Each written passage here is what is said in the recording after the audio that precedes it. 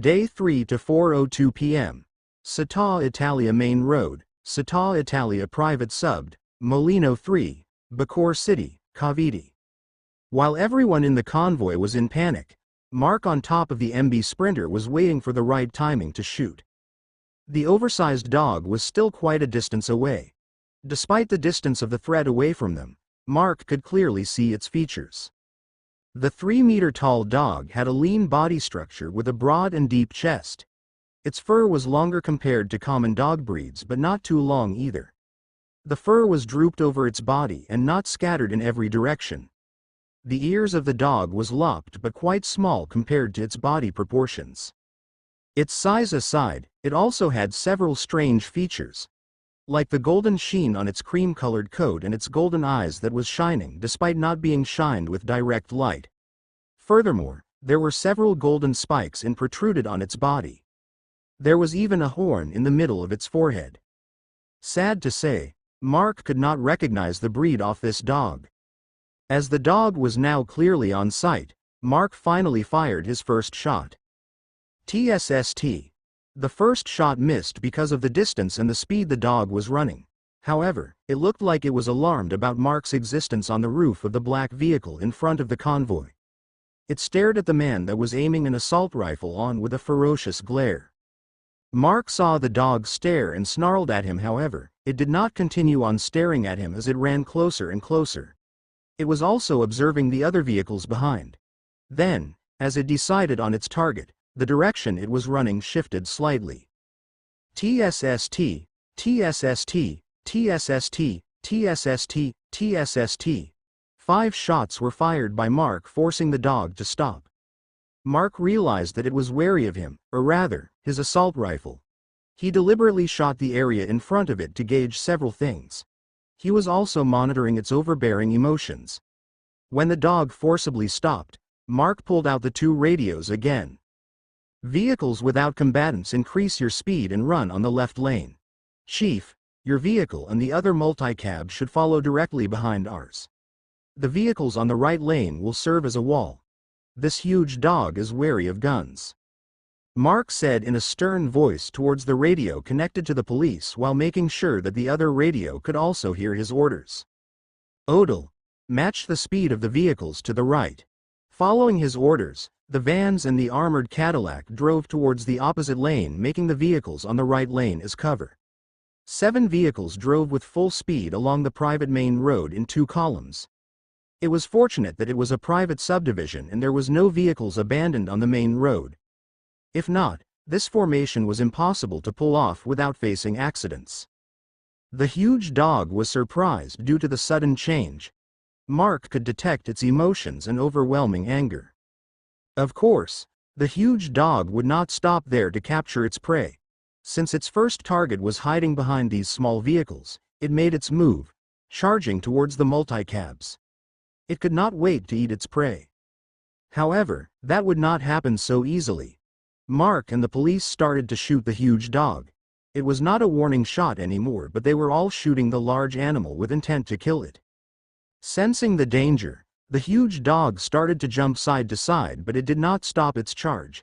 It continued snarling as it came closer and closer. The policemen and the armed volunteers started to panic inside their vehicles. Their shots became more and more inaccurate and disoriented.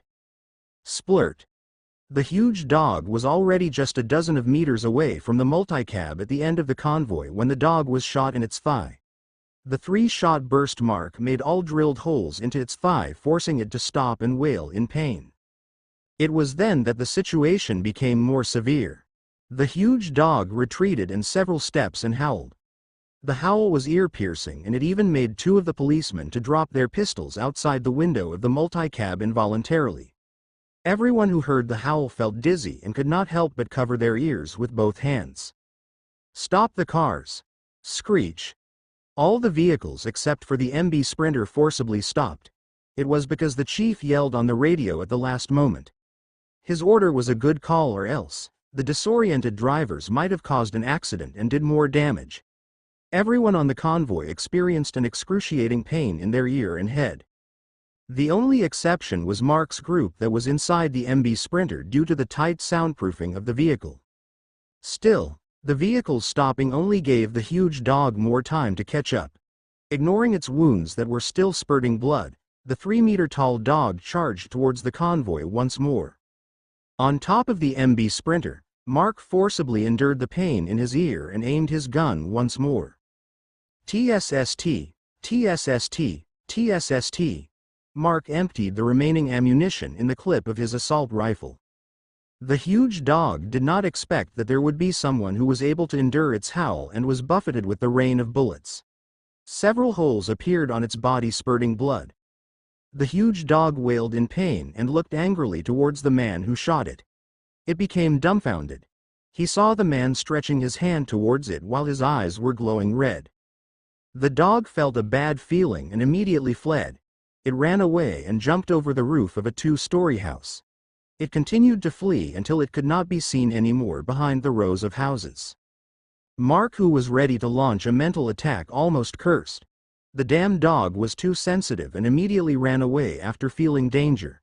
Still, he could sigh in relief that it retreated. If it did not, they would surely incur casualties because of that dog. "Is everyone all right?" Mark heard Madame Laney speak through the radio. The replies came immediately, and it seemed that several people within the multicab targeted by the dog fainted and their eardrums were ruptured. Except for those, everyone else was fine. Everyone was relieved that the huge dog retreated. It was good that Mark's body was not the same as before the outbreak. If it was before, he doubted that he could endure that sound wave attack. As there was no time to check for everything, Mark spoke to the radio. "Everyone, we should hurry up and move on. The dog retreated for now, but I don't think that it will stop attacking just like that." What he said poured water on the relieved faces of everyone. They all hurried to get back on the way. On the other hand, Mark was frowning while looking at the rows of houses to the north. The other people might not know, but he could. The dog did not run away but was hiding behind that row of houses. Probably, it was healing its injuries. It was a pity that he would not be able to do a mental attack at this distance. *******. The convoy continued on the road with even faster speed than before. Everyone only hoped that they could leave this place as soon as possible. While above the roof of their vehicle, Mark kept on staring on a certain direction while aiming his gun. The people on the other vehicles could see him but could not understand his actions. However, the police chief and the policeman who participated back then when they dealt with the escaped criminals at the police command center was sweating profusely. They think that Mark had the ability to sense enemies or danger around him. With Mark behaving like that, they knew that the huge dog should be nearby.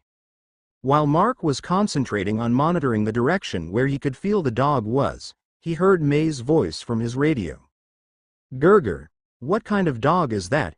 It didn't seem attracted to you."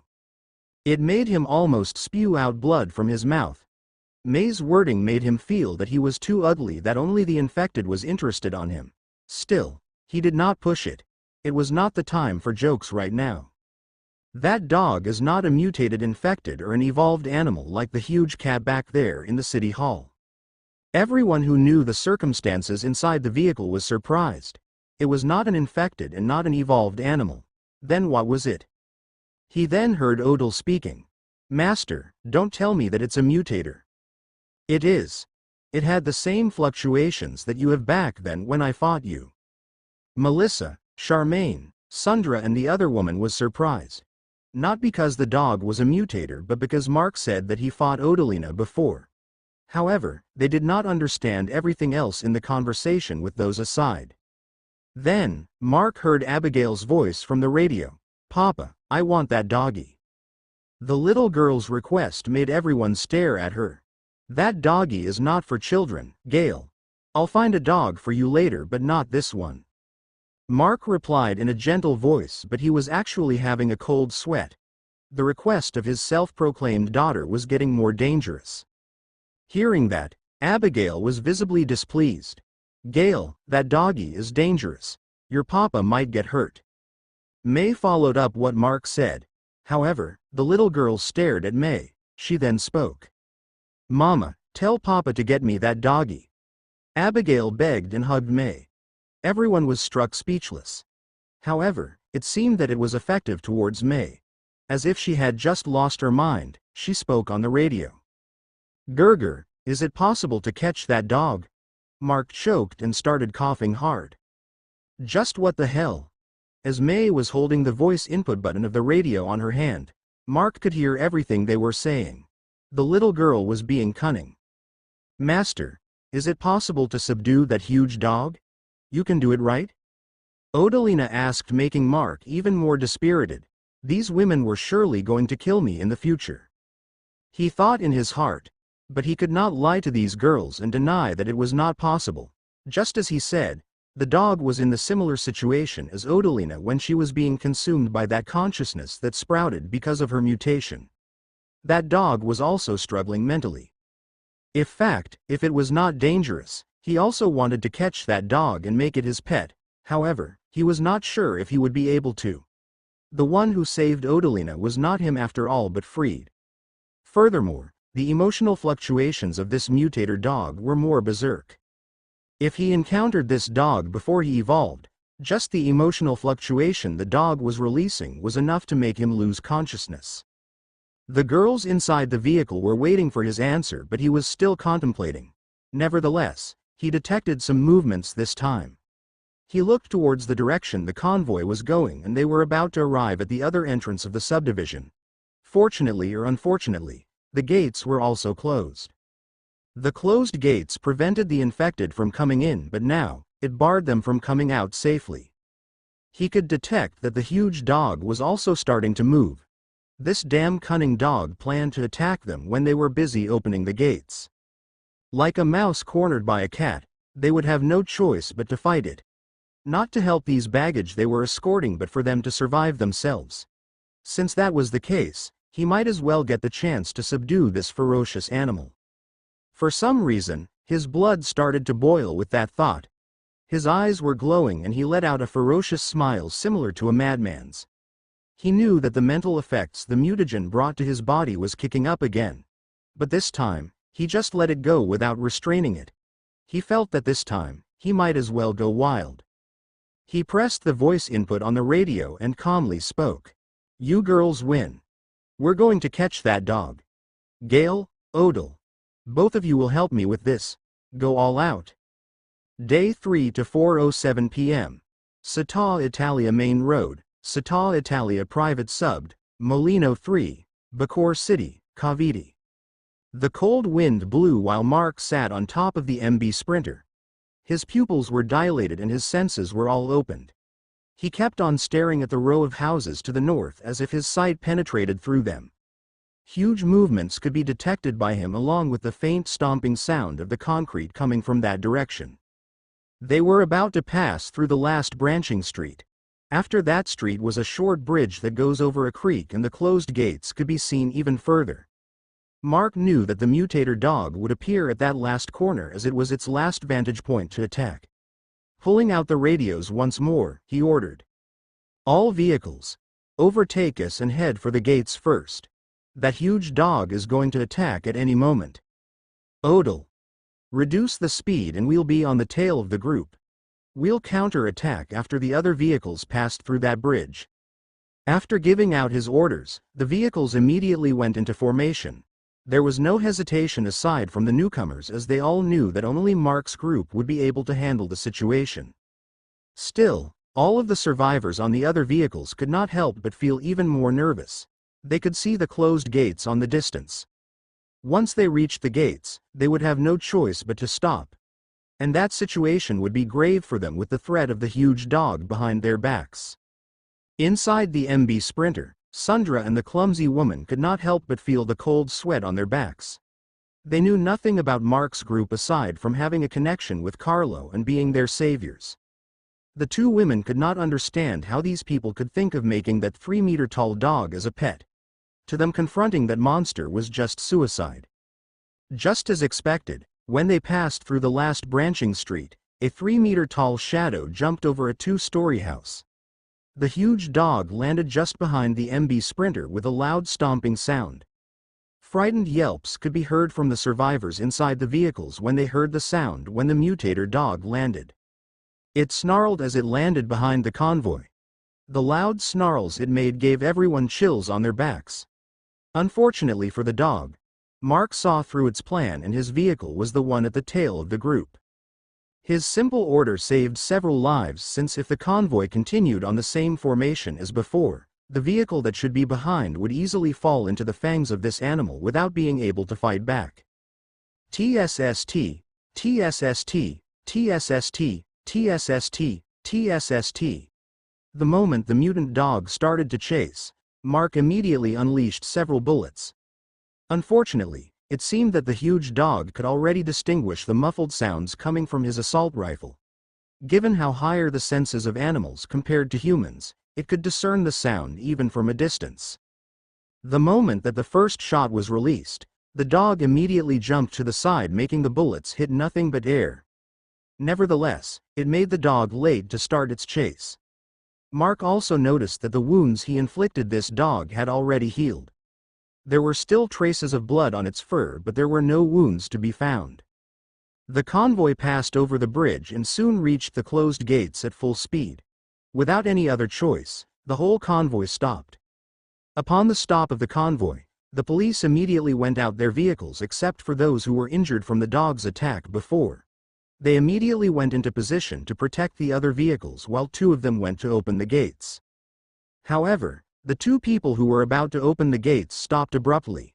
They could see several infected wandering on the other side of the gate. However, what worried them more was that further in the distance, they could see nothing but silhouettes of the infected lurking around the area. Behind the convoy, the black armored vehicle stopped horizontally blocking the road. After that, Mark jumped down from the roof while Abigail and Odalina came out of the vehicle. The three immediately went to block the mutator dog lagging behind due to Mark's interference.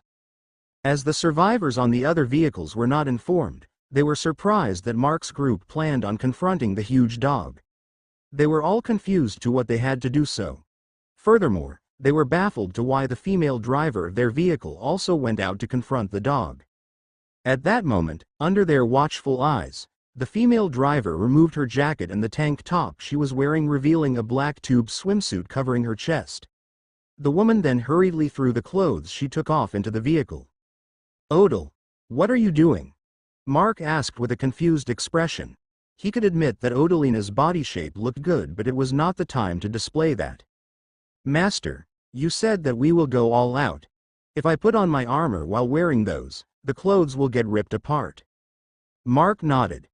He remembered that time that she lost control. She was partially clothed and on the video, she was practically naked after Freed saved her. He then noticed several wounds on her lower back. It was the place he managed to shoot her that night. "It hasn't healed yet." Mark frowned as he looked at the wounds he inflicted to his servant. Noticing where he was looking at, Odalina let out a helpless expression. "Master, I'm not like you whose broken bones could even get fixed after several hours of sleeping.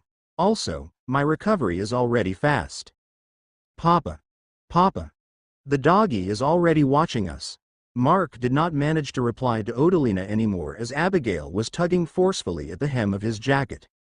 Actually, even if he was looking at somewhere else, he was carefully monitoring the emotional intents of the dog in front of them. It did not dare to come over immediately as it was baffled for their existence.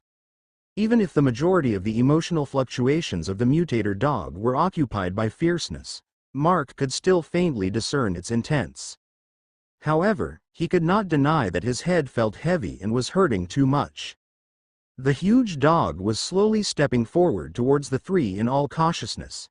It was confused to why these puny humans had the guts to block its path, but it was also feeling danger from the three for no known reason. Nevertheless, the dog's bloodthirsty nature won and it started to attack despite the danger it felt. As the vehicles were now stopped and the dog was running straight towards their direction, the ferocious face of the dog was clearly seen by the survivors watching this time. The scene gave them a huge levels of fright, especially the 4 survivors from the commercial center and the 2 who were saved from W.C. Ronald's. The newcomers really felt fear for the 3 who were facing the huge dog without a hint of fear. Facing the ferocious charge of the dog, Mark aimed his gun and unleashed a barrage of bullets, making the dog jump back and forth. Mark carefully shot this time while estimating where the dog would land after jumping, making several bullets hit its body and made it retreat back while spurting blood. TSST, TSST, TSST, TSST. At the same moment that Mark shot, Odalina's body started to get covered in her gray bone armor while Abigail beside him shot off with inhuman speed. Her sudden burst of speed not only shocked the newcomers but also the huge dog. Before it could even wail in pain, Abigail reached the spot below its head and jumped. The wail that it was about to let out was swallowed back as the little girl jumped over 2 meters high and unleashed a ferocious kick towards its chin. Bam! Abigail's attack caused the 3-meter-tall dog to stagger backwards a step. The kick was powerful but was not enough to make the dog fall. Infuriated, the dog forcefully recovered and its head moved forward, aiming to swallow the little girl that had yet to fall down back on the ground. Abigail's face turned sour as she could smell the unpleasant breath of the dog attempting to swallow her. TSST, TSST, TSST, TSST, TSST. At that moment, Mark had already charged forward. He unleashed another barrage of bullets towards the opened mouth of the dog. The dog's mouth was buffeted with the rain of bullets, making it whimper and stop its attack towards Abigail. Upon landing, the little girl immediately retreated. Even if she was mostly fearless and calm, she still felt nervous when she saw the mouth of the dog nearing her. It seemed that the sudden feeling of fear agitated her and she immediately transformed without her knowing why. Abigail's hair turned white while her cat ears and tail sprouted once again. Her red-colored pupils stared at the dog and she went for another attack. On the other hand, Odalina closed in. Her speed was also fast, but Abigail was still faster, making her late in approaching the huge dog. After the dog recovered from Mark's assault, it saw Odalina and immediately jumped towards her, intending to gobble her whole. Bam! Odalina unleashed a punch towards the dog's nose. The punch was strong, making the dog stagger backward once more. The dog was dumbfounded. It was being toyed with by these 3 puny humans. It felt infuriated. It suddenly jumped back by instinct and a wild blur passed by a few inches in front of its face. The dog then did another large jump backwards and inhaled deeply. However, before it could unleash its sound wave attack, another barrage of bullets tore holes on its throat. Instead of its ear-piercing sound wave attack, it spewed out a mouthful of blood from its throat. Humiliated and infuriated, Mark could detect its feeling faintly. The new consciousness on the dog's mind wanted to rule over everything, and humans was just food in its eyes. However, it faced a setback facing a group of abnormal people. Then, its ferocity grew stronger while its golden eyes spew out a faint light. Mark suddenly fell down on one knee while he held his left hand on his head. The dog started to exude an astonishing amount of emotional fluctuation. He noticed that the original consciousness of the dog was growing fainter. That was when he realized what was happening. Odal. Gale. Don't stop attacking. It's undergoing its final mutation. Ring. Mark's eyes glowed red and he started hearing a ringing sound in his ears. He stretched his left hand towards the dog. This time, he was unleashing as much mental energy he could unleash. He should not let the dog finish its mutation, or it would be impossible for them to subdue it anymore. Furthermore, the situation might become dangerous once it mutated fully. Who knows what kind of ability would it be able to unleash? The mental attack abruptly stopped the howl of the dog and it lowered its head while shivering. It then glared at Mark fiercely. The huge dog knew that the attack came from him. At this time, Odalina finally caught up to the dog and she hugged its large right foreleg. With a strong tug, the huge dog that was still affected by Mark's mental attack did not manage to resist and fell down on the ground. It tried to stand up once more and Odalina was struggling to hold it down when a white shadow fell onto the dog's forehead, unleashing a ferocious front flip heel kick. Bam! The concrete underneath the dog's head cracked after the head of the dog slammed gravely on the ground. Abigail jumped off from the dog's forehead. Spurt. Mark spewed out a mouthful of blood. The backlash on doing that mental attack and unleashing too much mental energy from what he could control was too severe. added that he was affected by the mental fluctuations that the mutator dog was exuding. He had a hard time to successfully pulling that attack. Odalina let go of the dog's foreleg and clutched on the dog's neck, preventing it from moving. Abigail also guarded beside the dog to stop it from retaliating. At this time, Mark approached the huge head of the dog. It was still conscious, but it was breathing heavily and it was obviously weakened. Mark was also in the same condition, though. He looked pale and his breathing was also ragged. His nose and ears also had traces of bleeding. The two mutators guarding the dog looked dumbfounded seeing Mark's condition.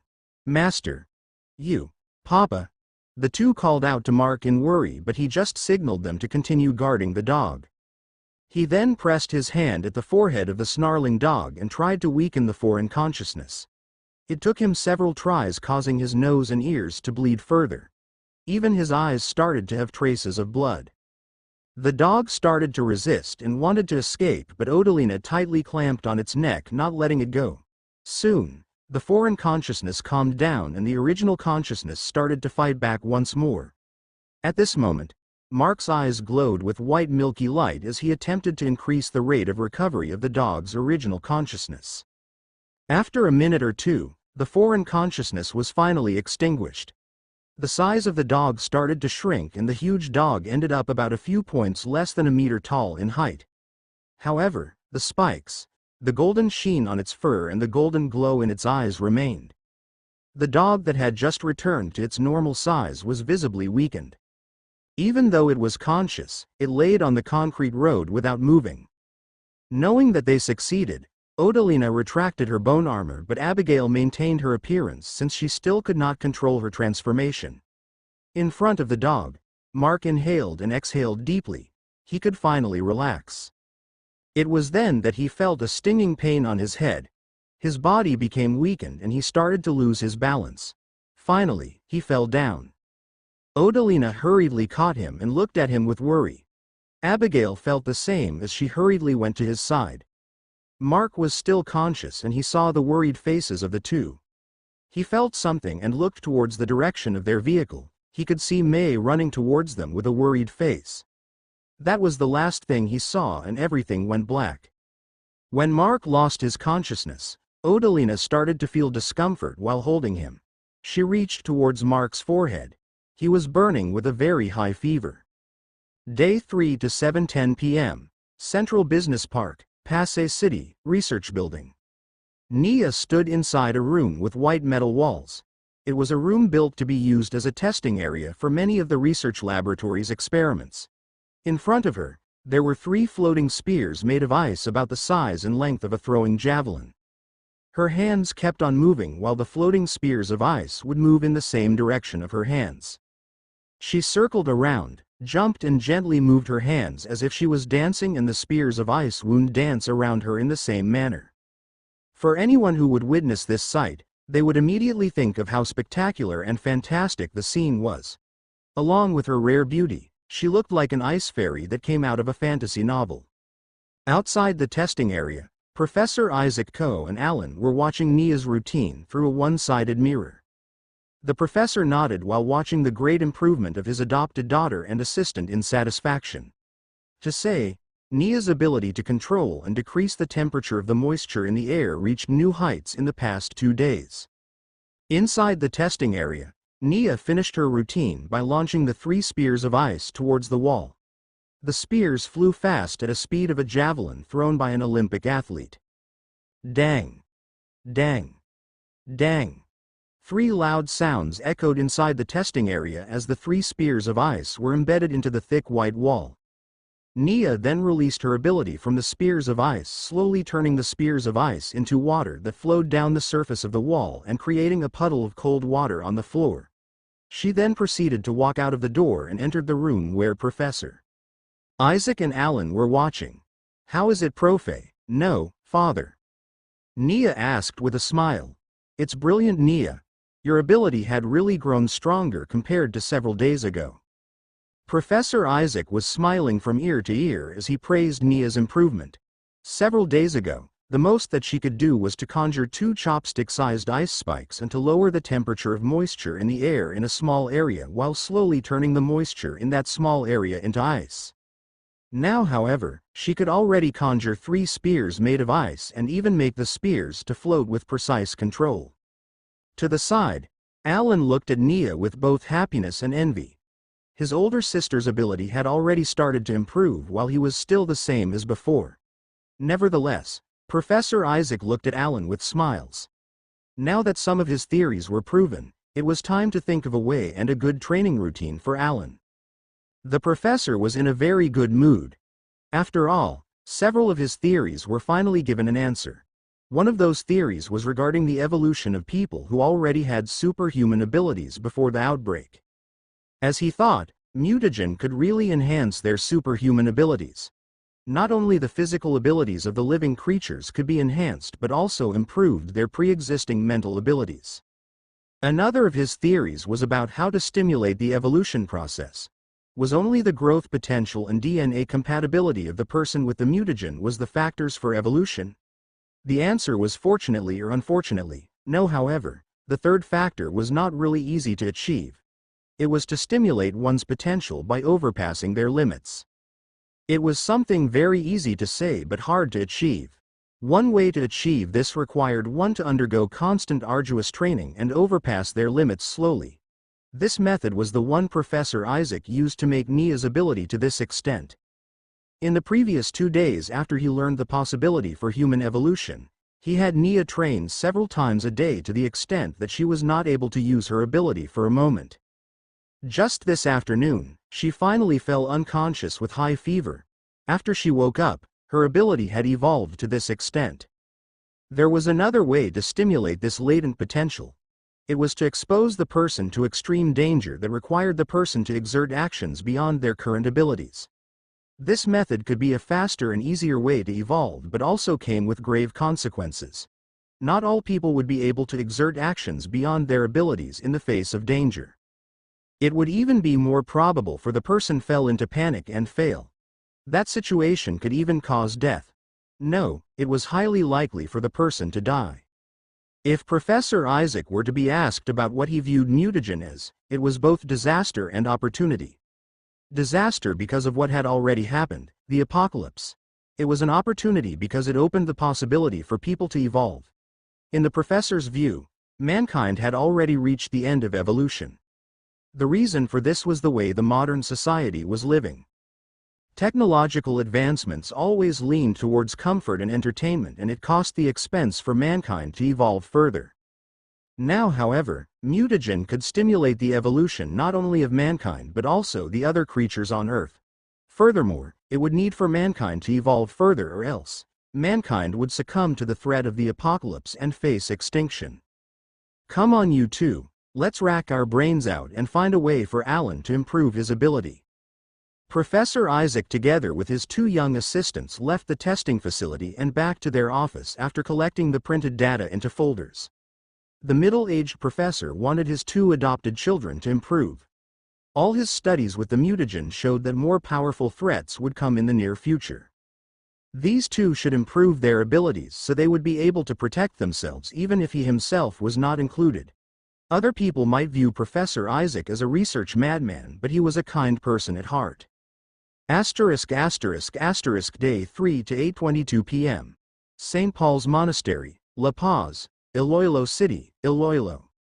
When the outbreak first struck, a single passenger plane fell in the center of the city. This caused the city to fall into chaos almost immediately. When the infected started to invade the people's peaceful life, many of the survivors fled out of the city and into the sea surrounding the island of Iloilo. As for those who were late to flee and were not able to leave, most of them gathered in this monastery. Due to the terrain around the monastery, which were mostly flat lands, plantation and small forested sitios, the inhabitants of the monastery along with the survivors that gathered in this place managed to safely fortify the pre-existing walls and fences surrounding the monastery in safety. Since the monastery was also built quite a distance from the city center and the area was surrounded by long blocked bridges, there were every few infected that wandered into the monastery before they finished the fortifications. It was lucky for them that there was a scrapyard just 2 wide blocks away to the northwest of the monastery, allowing them to gather materials for the fortification. The existence of the police squads that were also laid to flee the city and stayed in the monastery managed further increase the security of the camp. At this moment, the nuns of the monastery were busy at handing out bowls of porridge to the survivors. The porridge was not too lavish and each bowl only contained a small portion of meat. Unfortunately, this would be their last meal with meat in it. It was because while the terrain around the monastery gave them the advantage of security, it also gave them the lack of areas for gather food and other necessities. In response to these problems, several survivors started to form search and supply groups that would go out of the monastery to gather necessities further around the city. Due to the danger, the police allowed these people to be equipped with firearms. To say, the survivors in this monastery were one of the first people to implement this kind of approach to the outbreak. Quite a distance away to the southwest of the monastery, a small group of survivors were rushing back to the monastery. The group was led by a person who evolved his arms during the initial outbreak. This man saw his loved ones being bitten off one by a single running infected in his own home. In his fit of rage, he bashed the infected to death with his bare fists. With tears dripping from his eyes, he continued punching the unmoving infected until his arms went numb. During this past afternoon, he went out to gather supplies with several survivors he knew but got delayed in returning due to a number of infected that passed by at the area they were searching supplies. After the horde passed by, it was already night time. As they could not stay the night in that unsafe place, they hurried back to the monastery. Bam! The leader bashed the head of an infected, blocking his way. Due to his evolution, he could exert a strong force from his arms enough to smash an infected's head into smithereens with a single bash of his iron pipe. Luckily, there were not many obstructions on their way back and they reached the vacant land just outside the monastery. It was because they went through the familiar forest and avoided the areas where the infected possibly wandered. Crackle. Boom. All of them stopped on their tracks. They all turned to the northeast and saw a bright light illuminating the night quite a distance away. Along with the bright light, there were several flashes of electricity firing off to the sky from the source of light. As they witnessed this scene, the members of the group could not help but feel goosebumps. They decided to leave and rushed back to the monastery with faster speed. About 1.5 kilometers away to the northeast of the monastery, a power plant was located. The power plant had already shut down since yesterday and the place was brimming with infected who were the employees of this facility before the outbreak. Inside one of the rooms that were previously used to store the electricity produced by the power plant, a 2-meter charred humanoid figure stood. The skin of the humanoid was full of cracks and was colored black due to carbonization. The most noticeable thing, though, was the faint light emitted from the cracks. The humanoid opened its eyes and roared, facing the ceiling of the room. Crackle. Boom. Along with its roar, the roof of the room was blasted off along with a large amount of electrical discharge coming from its body. Day 3 to 9:50 p.m. Day and night convenience store, Nyog Road, Bayanan, Bacoor City, Cavite. A TYT Vios stopped outside the convenience store at this time of the night. It was a family car enough to fit 5 people. It was strange, however, that the car was covered with tough vines. After the vehicle stopped, 3 silhouettes came out of the vehicle. The oldest was a woman in her 30s while the other 2 silhouettes were children. The oldest child looked 11 years old while the younger was about 4 or 5. They entered the convenience store in hopes of finding food and supplies, however, they did not find any. All the stalls were empty and even the storage area had nothing but empty boxes in it. The 3 were disheartened. They were really feeling hungry. At this moment, the older one of the children went to the toilet to check if there was anything to find there, though there was not much hope of finding anything. However, the child was surprised. Inside the cubicle, there was a bag filled with food and other sanitary needs. The child immediately called unto the woman and took the bag, even though they knew that it might belong to someone else. Surprisingly, when they opened one of the pockets, they saw a note. After reading the note, they knew that this bag of supplies were actually for them. The child who found the bag was now brimming with a bright smile. She knew who left the bag for them. Day 4 to 12:32 a.m. Firenze Townhouse Complex Subdivision, La Jolla Street, Buhay na Tubig, Imus Cavite. It was in the middle of the night. All the survivors gathered in this subdivision were asleep with the exception of the people who were tasked to patrol and guard the place throughout the evening. Those people could be seen patrolling the place carrying lamps while some were posted at essential vantage points around the subdivision and monitor the movements outside the walls. Inside the master's bedroom of the largest townhouse in Firenze, located at the northwest of the subdivision, Mark finally opened his eyes slowly after being unconscious for about 8 hours. It took him this long, several hours longer than the last time. As he opened his eyes, he immediately reorganized his thoughts and it went smoothly for some reason. Looking at his surroundings, he knew that they arrived at their destination. Otherwise, it would not be too quiet outside. It seemed that there were no mishaps that happened after he fell unconscious. He roamed his eyes around the darkly lit room and saw the almost snuffed-out candle illuminating the place. At the exact time his eyes landed on the candle, it finally went off. Strange enough, despite the sudden darkness, he could still see his surroundings. Albeit not too clearly, he could at least see the surroundings in the darkness better than normal. When he turned to his right, he could see May sleeping beside him. He was not surprised as he detected her presence the moment he woke up. Still, he could not help but sigh. Instead of sleeping in another room, she would actually sleep beside him. She was too careless. However, he felt touched. Her face had a frown even while sleeping. Mark could feel her worry for him even in her sleep. He gently caressed the sleeping girl's hair and channeled that comforting energy towards her. The frown on May's eyebrow vanished in an instant. Mark then looked at his hand. He felt just now that his control of that energy was higher and more efficient. He stared at his hand and tried it once more. With that, he did not notice but his eyes were glowing white. The only thing he saw was the faint white light surrounding his hand at the moment. Mark decided to get off the bed. After he got off, he fixed the blanket covering May's body and went to the glass door on the southern side of the room. It was a door connected to the veranda on the second floor of the townhouse. He then opened the door and went out while trying not to disturb May from her sleep. After stepping outside, he felt the cold breeze blowing across the place. The cold wind was not surprising considering that the area just behind the subdivision to the west was a huge farmland.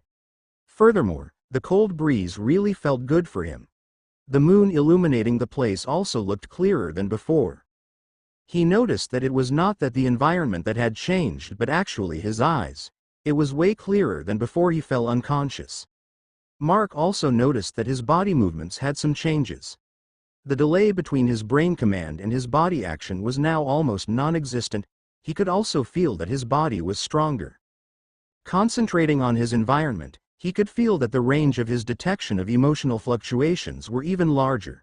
Before, the maximum area he could detect was a little bit below 20 meters. Now, however, his detection area had already reached 30 meters. Furthermore, the fluctuations he could detect were also clearer and more distinct. He could now recognize people from their familiar fluctuations without needing to concentrate on them. Mark suddenly looked at the house in front of him on the other side of the street. It looked like Carlo had also awakened. He sighed though after noticing what was happening at the room where Carlo was in. He was with his girlfriend Sandra and was engaged on a night activity. There was nothing wrong with it though. The two were on a relationship for several years now and Carlo almost sacrificed himself for his girlfriend. As it felt that he was peeping at their session, Mark decided to divert his attention to somewhere else. He looked behind him then by his foot. It seemed that the children were all sleeping at another room in this floor while Odalina was still awake and was doing something at the garage. He then noticed something good at the room below. At the room on the first floor, Charmaine was sleeping with another person. The fluctuation of the person was quite similar to Charmaine, making him conclude that the congresswoman managed to uphold her end of the deal. It seemed that they successfully found Cielo, Charmaine's younger sister. After monitoring Cielo's mental fluctuations, however, Mark frowned. Her emotions at the moment were even more unstable than May's. Something might have happened to her before she was taken into the custody of Madame Laney's men. As for Melissa, she was sleeping at another room in the first floor. She was together with that woman then brought along with Carlo and Sandra. Mark then focused at the new addition to their group. The dog was sleeping in the living room, it seemed. Mark was surprised. The dog's senses were really high. It seemed that it noticed that it was being monitored and abruptly woke up while looking around in confusion. Looking back at the sky, Mark decided. Since the moon was illuminating the place beautifully, he might as well take a stroll and survey the place. He might as well familiarize himself with the emotional fluctuations of the people inside the subdivision so he would know if there was an intruder in the future. It was not for the sake of the people of the subdivision but for the sake of his companions. Swoosh! Mark jumped off the veranda towards the roof of the neighboring house to the east. The distance between the veranda and the roof was actually 4 meters, but he jumped over effortlessly. He never tried this before, but something inside him told him that he could do it, and he just tried. He knew that he would not be injured too much even if he fell due to the absurd regeneration capability of his body. Under the moonlight, Mark's shadow flashed from roof to roof. His movement speed was also enhanced compared from before. He was still not on par with Abigail and Odalina's speed, but he was faster than a national athlete for sure. He roamed around the subdivision without anyone noticing. With his ability to detect people around, unless he deliberately showed himself, no one would find him. Going around, he found out the exact number of survivors staying in this subdivision. There were 135 people, not including the men on patrol, the guards and his team. The patrols and guards numbered to 25 people. Mark wondered how the men in charge of this place was handling the supplies for this many people. Arriving at the southeast of the subdivision, he noticed the houses on the same block of the gate but outside the walls of the subdivision. There was a wooden bridge going over the wall and into one of the houses outside. Inside the house, there were several people guarding the place. It looked like they made another place to go in and out of the subdivision aside from the gate. It was a good thing, as there was the possibility that the gate would be blocked with a lot of infected. Using the house, they could use it to in and out, or at least, they could use the house to lure the infected away from the gates. Mark noticed something not right. On the other side of the road outside the subdivision, there were houses that belonged to the subdivision where Charmaine was living before. There was a wall separating the subdivision from the road, but the second floor of the houses could see over the wall since it was shorter. Inside the 2 houses in the opposite subdivision, he could detect people. There were 2 people in each house. Furthermore, Mark could not detect any good intent from them. Jumping onto one of the houses closer to the house where he detected one of the pairs, he noticed that there was a person with binoculars constantly viewing the perimeters of Firenze. Inside the house Mark was looking at, there were 2 men hiding. The one in his late 20s was monitoring the perimeter of Firenze using the binoculars on his hands, while the other, who was in his early 30s, was taking a nap. Both men were armed with high-caliber guns and their bodies were painted with menacing tattoos. While the man with the binoculars were looking around outside, he saw a silhouette of a person standing on the roof of one of the houses inside the subdivision they were observing. Shocked, he focused on that silhouette. Wahhhh! He suddenly backed off and screamed, waking up the man who was taking a nap. What the f***ck? Why are you screaming? The man who was awakened by the scream cursed. He had just taken a nap and he was abruptly woken up. He was in a bad mood. I saw a ghost. Mother **cker. You disturbed my sleep because of some nonsense. Ghosts aren't real, you dimwit. No. I'm **king sure. I saw a shadow standing on the roof of a house on the other side. Its eyes were glowing red. Seeing how scared his partner was, the man snatched the binoculars from his partner and went to the window. Now, tell me where it is. It should be on that house. The younger man hurriedly pointed at the house where he saw the silhouette. Bam! He was hit on his head by the older man. **king bastard, there's nothing there. What? He took the binoculars from the older man and looked once more. It's gone. I **king swear I saw it. The two people inside that house argued while the culprit had already jumped off the house to the street while chuckling. I will call this emotional induction, then. Mark tapped on his chin. It was his new ability that he knew by instinct after he woke up. He was now able to use different kinds of emotional energy to stimulate and affect the inner emotions of his target. What he did to the man observing outside was send a strand of energy containing fear and stimulate his inner fear.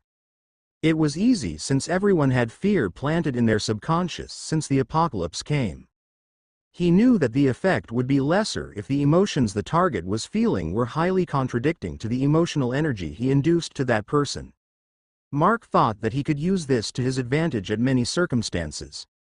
One of the examples was to stimulate fear on his enemies or let despair sprout inside the subconscious of people going against him. With that, he decided to go back. It was not the right time to deal with the people observing outside. Besides, this place was not his to begin with. He would leave by tomorrow and the job to deal with those people would fall on the hands of others. In that case, he might as well not involve himself in this. On his way back, he passed by the house near the gates. It was being used as the outpost by the police that secured this subdivision. It was because he felt a distinct fluctuation from this place. If he was correct, that person was the police Madame Laney was talking about, the mutator of this place. Nevertheless, Mark had no notion to show himself and would rather not involve himself with that person. It was because of the reigning emotions on that person's subconscious was kind of disgusting. It was heroism. Mark left the outpost and made his way back to the townhouse where his team was staying. At the last corner, however, he overheard two patrol guards who were both exuding lasciviousness in their emotions. That black car looked amazing, but the woman riding the car was even more superb. Yeah, the woman driving the car looked hot. For me, the youngest lady looked like a fairy.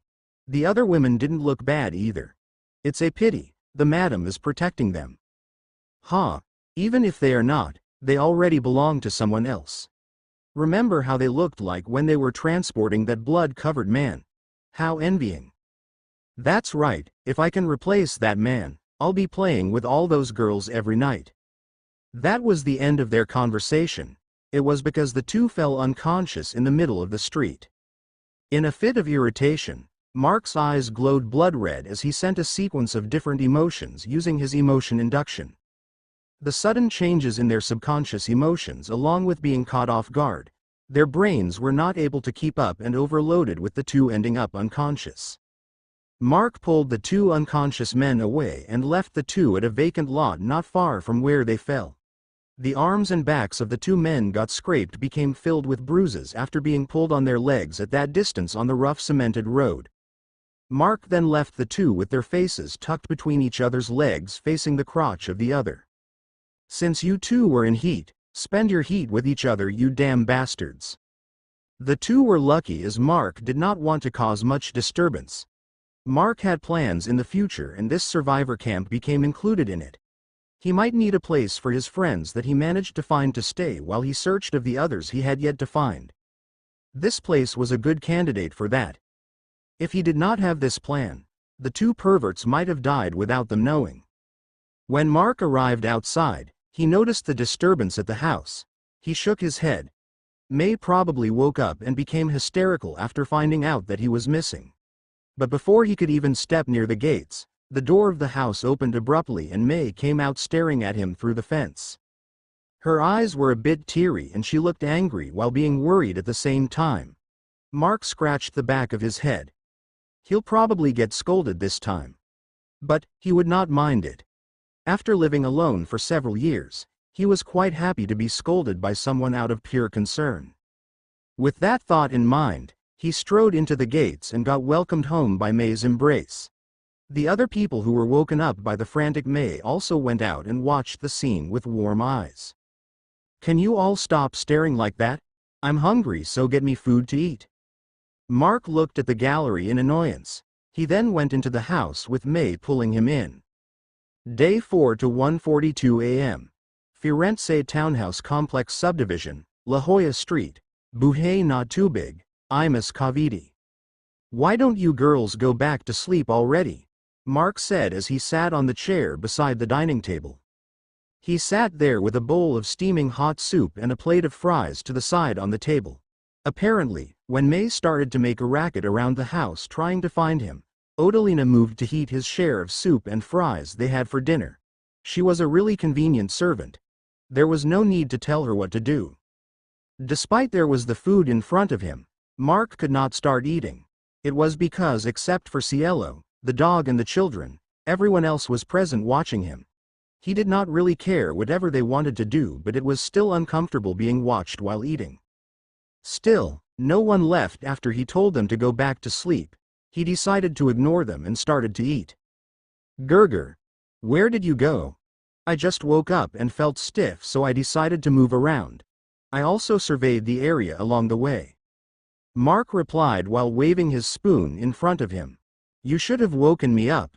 Why should I? You need to sleep or you won't have energy tomorrow when we leave. But May looked down. She looked angry, but she did not want to scold him for some reason. Flick. Goo. May suddenly held her forehead with both hands. She had just been flicked on her forehead. If you want to say something, say it. No, Mark sighed and shook his head slightly. May really did not dare to scold him no matter what, even though he was waiting for it. In the end, he just ruffled her head. Around them, the other women were watching the scene with bitter smiles. The two had already created their own space, ignoring the fact that they were still here. Master. Mark looked at Odalina after she called him. What? You looked different for some reason. Different? How? Mark looked confused. I don't know how to explain, it just felt like that. Really? Maybe it's because of the changes in my body after evolving again. Hearing his reason, Odalina nodded. It was the only possible reason to explain what she felt. By the way, did anything happen after I fell unconscious? Mark suddenly asked. Nothing much happened, Master, aside from attracting quite an amount of infected outside Città Italia and Jeanette making a mess inside the car. Making a mess? Ah, I see. Is that why you're inside the car earlier? Yes. I just finished cleaning. Mark nodded. He understood what Odalina meant by saying that Jeanette made a mess. We should get an adult diaper for her, he said after swallowing a mouthful of the soup. On the side, however, the faces of the other women changed. How could he keep on eating while talking about disgusting stuff? Since Mark was unconscious, he did not experience it, but the smell of feces that Jeanette excreted smelled awful, especially in a closed environment. Mark then looked at Charmaine. How is Cielo? Charmaine was surprised. She already knew that her big brother could detect people using their emotions, but it was amazing experiencing it. No one had told him that Madame Laney had already sent her younger sister to them, and yet, he knew it. It also seemed that he knew that something happened to Cielo for him to ask that question. To Mark's question, Charmaine looked downcast as she replied. Cielo is fine now, but she had bruises all over her body and she seemed to have received trauma from what happened to her. What happened? Madame Laney said that the inner area of the subdivision we live at was occupied by a gang syndicate after the outbreak. Cielo was caught by them along with other women. The police under Madame raided the place when most of them went out to get supplies and rescued the captured women. No wonder, Mark muttered while thinking deeply. Is there something wrong? Melissa interjected as she noticed his unnatural behavior. Actually, when I went for a walk, I detected some men monitoring the area outside Firenze. If my guess is correct, it should be members of that gang syndicate. Everyone's expression changed. It seemed that the infected aside, there were other dangers around this place. Anyways, what is she doing here? Mark pointed at the short woman standing behind Melissa and Charmaine in silence. Big bro, Anna doesn't have anywhere to go, so we let her stay with us. Mark looked at the woman who was apparently called Anna. Is that so? But we're leaving tomorrow. What are you going to do? I don't know. Anna stammered to reply after being questioned like that too suddenly. She could not help but look down as she really felt that she had no idea what she would do. Big bro, can't we bring her with us too? Charmaine interjected, making Mark frown. Even if he wanted to fulfill his sister's request, The space within the vehicle was not too large. He also needed to find his other friends. If he just let anyone they encountered to come with them, the space in the vehicle would not be enough. Seeing Mark not replying and just frowned, Charmaine looked down. Actually, Cielo also wanted to stay at this place. However, she knew that this place would not be safe either. Considering what she witnessed in the past few days, things would only get worse every passing day. The only place she could feel safe at the moment was beside her big brother. That is why she did not suggest anything about letting anyone stay behind. Mark then sighed. He could feel and understand what Charmaine was thinking. He decided to grant her request one last time. If there was not enough space in the vehicle, they will just find another one. Looking at the circumstances, it would also be possible that he would end up bringing away the family and relatives of his friends. Finding another vehicle might be inevitable. About Anna, he just needed to confirm something. All right, this would be the last one. Charmaine was surprised. Big brother, thank you. She said her gratitude with a wide smile before looking behind her. Quick.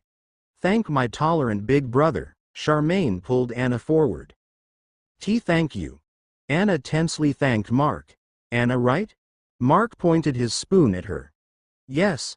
What's with that high-pitched reply? Anyways, I will let you come with use because of charm, but what can you do? I don't want any useless baggage with us, so you should show your worth to the group. Mark sounded really strict, making Anna even more nervous. I don't have any outstanding skills but I can cook. Then she pointed at the soup Mark was eating. I cooked that. Mark then looked at Odalina for confirmation and she nodded. All right, you'll be in charge of the food. Do your best. Mark decided on her role. He could say that the soup he was eating at the moment tasted good. Furthermore, the other members had their own roles, but no one was placed to be in charge of cooking. Odalina would be able to, but she was the main driver and one of their combatants. She also had to do other things, so removing the management and preparation of the food would be good for her. As for Charmaine cooking food, Mark did not dare think about it. While they were talking, a white shadow flashed into the dining room. Pock. Mark caught a little girl with cat ears on her head with his left hand. Everyone was surprised. They only saw a shadow pass by, and yet, Mark effortlessly caught that shadow with one hand without even looking. You little girl, don't always charge in like that. Moo, Papa. The white shadow was Abigail, who had just woke up. Noticing that her papa had already woken up, she came charging into the dining room in attempt to hug him, but she got caught like that. Mark then picked the little girl up and let her sit on his lap while he ate. When the adults are talking, you shouldn't do that, all right? He strictly said to Abigail. He knew that he should work on building up her manners slowly. Yes, Mark was about to continue eating, but, Papa. Mark looked at Abigail. What is it? Sorry, and thank you, for the doggy. With that, Mark's bad mood was washed away. He continued eating his food while they started to think of a name for the dog who was silently curled up in the living room. They all suggested names like Goldie, Butterscotch, Britannia and Biscuit, but they all settled up with the name Mark suggested, which was Lailaps. Lailaps was the golden hound from Greek mythology that was in charge with protecting the future king of gods. It fit thoroughly with the dog's fur color and also had those golden spikes around its body. With that, Mark finished his meal and they all turned in for the night. Unfortunately for Mark, May and Abigail could only sleep in his room as the other rooms were already occupied. ******* Day 4 to 6:01 a.m. Firenze Townhouse Complex Subdivision, La Jolla Street, Buhay na Tubig, Imus Cavite. Following Mark's plans, they were all awake already and were preparing for departure. Even the unreliable-looking Anna was already awake and was helping with the preparations despite looking half asleep. While they were preparing, Carlo and Sandra arrived. Bro.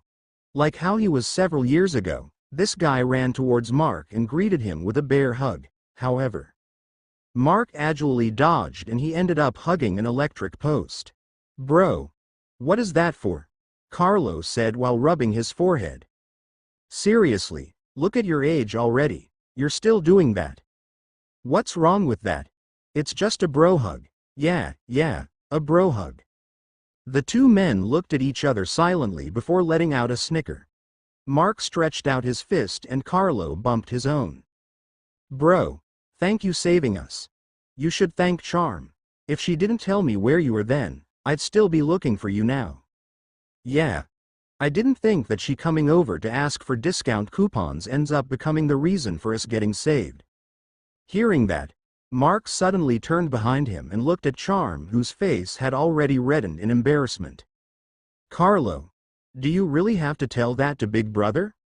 Charmaine bellowed. What's wrong with it? Carlo replied with innocent look, making Mark and Charmaine shake their heads.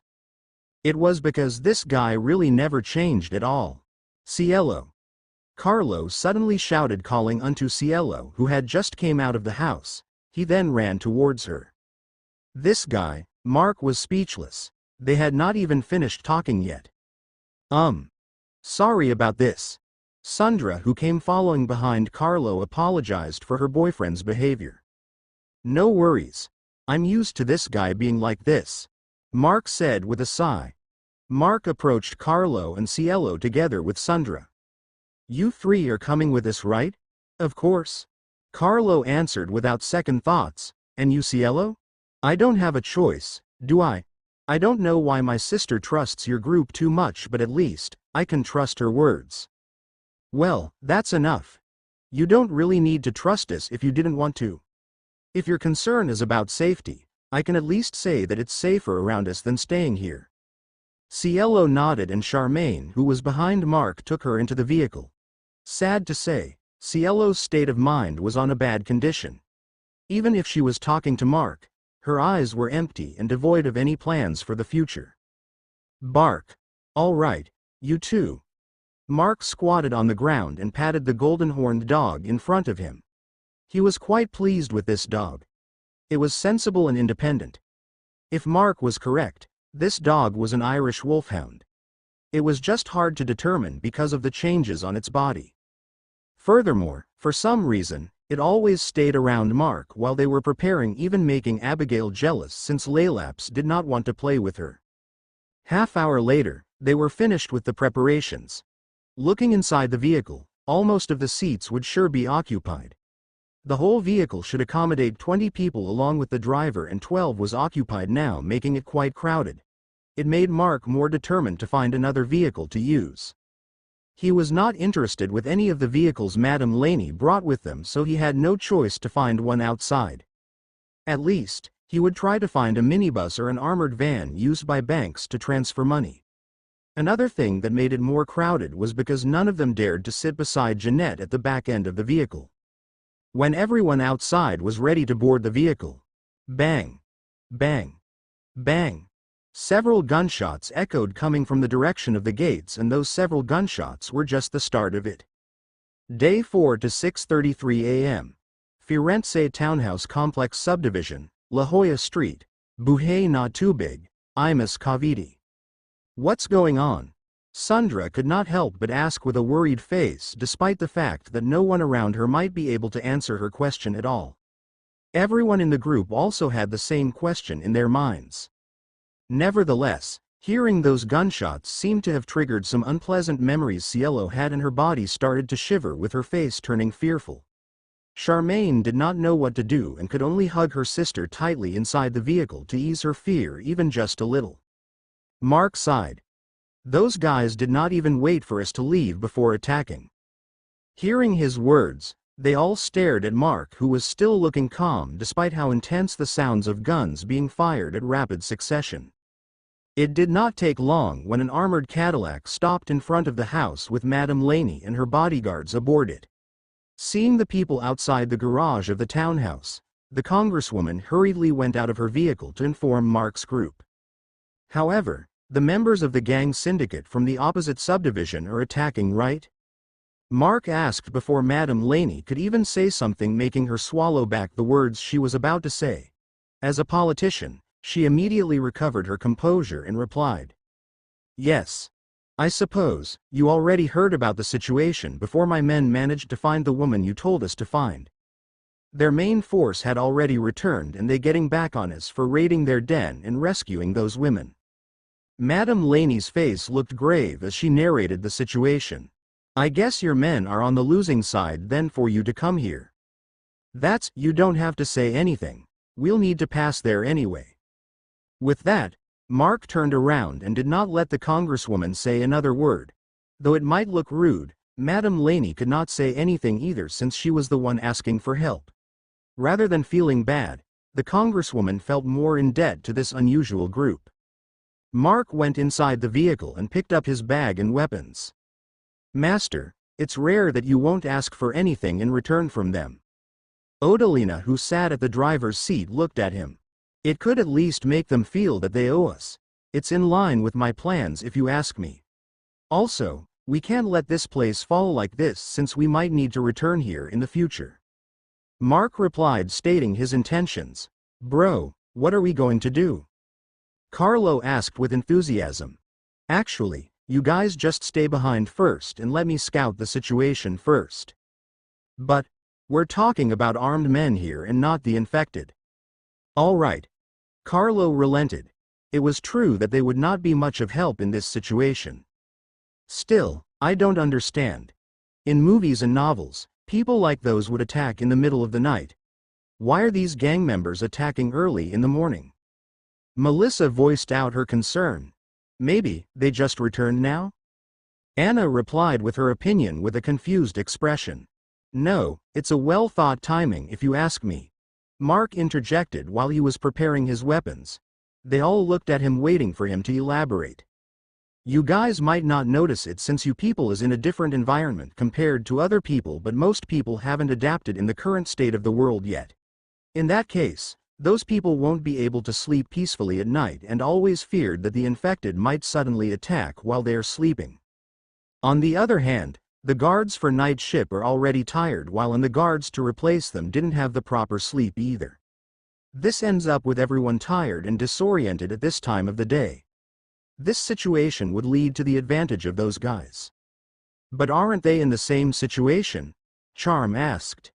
Don't underestimate the people like them who live like criminals. They are not new to danger and this kind of environment suited them more than before. Rather than fearing the infected, they fear the government armed forces more. Mark's explanation made things clearer. It was no wonder why the congresswoman needed to ask their help. Their display of power when Mark, Abigail and Odalina subdued the 3-meter dog chasing after them back in Città Italia yesterday was rooted in the minds of those who witnessed the event and surely thought that only their group were the ones capable of overturning the situation. Just stay here and wait for me to contact on the radio. Mark said as he finished preparing his things and walked out of the vehicle. He then felt a tug on his sleeve. Papa, I'm going too. It was Abigail who wanted to come with him. Stay here for now, all right? I'll call if Papa can't handle it.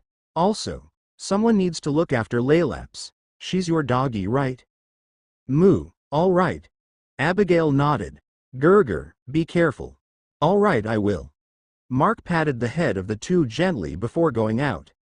After Mark had gone out of the vehicle, Carlo could not help but ask. Mrs. Odell, why do they look like Bro is going to be in danger? He's just going to scout, right? He did not dare ask May and Abigail. The little girl was not a talker while the beautiful girl was afraid of all males with his bro as exception. He knew those things after experiencing it before he could even be informed by others of the circumstances when he regained consciousness yesterday night. Hearing his question, Odalina let out a bitter smile. Master would not bring all his weapons if he's just going to look at the situation. He probably planned on dealing with the situation himself. What? Everyone was alarmed except for May and Abigail who had already guessed it. Why is Big Brother going to do that? Charm blurted with panic. I don't know the exact reason either, but probably, Master wanted to test his body after his second evolution. On the other hand, Madame Laney was surprised to see that only Mark was walking out and nobody else. Only you? Only me? Madame Laney was dumbfounded. You don't have to think too much. Mark then left and walked past the armored Cadillac. It seemed that he did not even plan on taking a vehicle into the area of confrontation. Under that dumbfounded eyes of Madame Laney's group, Mark started to run and used the fences of the house on the opposite street as a foothold and then jumped up towards the roof of the house. The group stood there staring at him until Mark jumped behind the house and they could not see him anymore. After Mark left, the MB Sprinter then came out of the garage.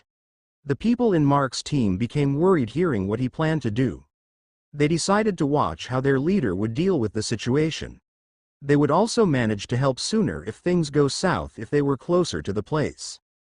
"Madame Laney, we need to go out, so please move your car a bit." Odalina rolled down the window of the driver's seat and called out to the congresswoman, who still looked stunned. After all, they just saw a person scale over a 2-story house in seconds while jumping over 2 meters high in every jump. They were caught off guard since they saw that Mark was still not able to do those movements yesterday. "Are you all going to follow Mark?" Madame Laney hurriedly asked. "We are only going to watch until Master calls for us." The congresswoman was dumbfounded once more. She did not know where this group of people got this attitude. It was as if they were not affected by the apocalypse at all and were all doing things at their leisure. While Madame Laney was thinking that, she was also amazed at how these people managed to adapt at the current state of the society. After the Cadillac moved out of the way, Odalina drove off towards the gates of the subdivision. Madame Laney and her bodyguards also followed after. Mark jumped over from roof to roof in a fast pace. Despite carrying an assault rifle, a shotgun, a machete and a pistol along with several clips and ammunition, his movement was not hindered in any way. While he was running on the roofs, he suddenly shook his head. It was because he detected his team following not far from his location. Even though he said that they have to wait back there at the house. However, he had no notion to make them return as long as they did not make any move. After all, there were several additions to the group. He must show them that at least, he have the ability to lead them. Furthermore, what Odalina said to Carlo and the girls was right. The main reason Mark decided to move alone this time was to test his current capabilities, and the best way to do that was to fight, not only the infected but also other people. Bang! Bang! Bang! Bang! Bang! The sounds coming from the intense shootout grew louder and louder as he got closer to the gates. When he arrived, he laid prone behind a roof of a house on the corner of the road leading to the gates. He was in the position where he could see everything happening on both camps. From his location, he could see the members of the police hiding behind cars and other blind spots to his right, while to the left was the raiders, the members of the gang syndicate. Mark knew that he was right since from the camp of the attackers, he could detect the same people who were monitoring the vicinity of Firenze last night. While Mark was monitoring the area, he started to speculate what happened. The gates are intact, so these people did not charge into the gate by force. There are 2 people who don't seem to be members of the gang on their side. I see, they probably disguised themselves as survivors to make the policemen open the gates. That is why there are several dead policemen in the middle of the road right by the gates. Mark started to murmur while analyzing the situation. He also realized why these gang members gained the courage to attack. First, it was because they had more people. They had 70 while the police only had 40 people at the moment. Second, the mutator of the police seemed to be missing. The third and the main reason, the gang members also had a mutator on their side. He noticed the overturned vehicles that the gang members were using as cover. There were no traces that the overturned vehicles had no traces of being pushed over. Also, the position of the overturned vehicles was organized. It led him to assume that the ability of the mutator among the gang members had the ability that had to do with strengthening his body. However, Mark could not help but find the emotional fluctuation of the mutator familiar. It was not a friendly familiarity, however, rather, it was animosity. Mark focused on the person hiding behind one of the overturned vehicles. It was him. No wonder that he found that person familiar. While he was looking at that familiar person, Mark suddenly tilted his head to the right involuntarily. Bang! Swish! A loud gunshot echoed, followed by a loud swish passing by his ear. Someone just shot him and the bullet was aimed straight at his forehead. Mark looked at the gang member who shot him. The gang member was also staring at him like he had seen a ghost. Mark frowned. Despite how close he was to the gunfight, his location was not easy to see, unless that person who just shot him was an evolver who evolved his eyesight. That was the only reason he could think of, as he could not detect any other mutator from the gang members. Since he was already seen, he might as well make his move. He pulled the silenced assault rifle from his side and aimed. His first target was that person staring at him.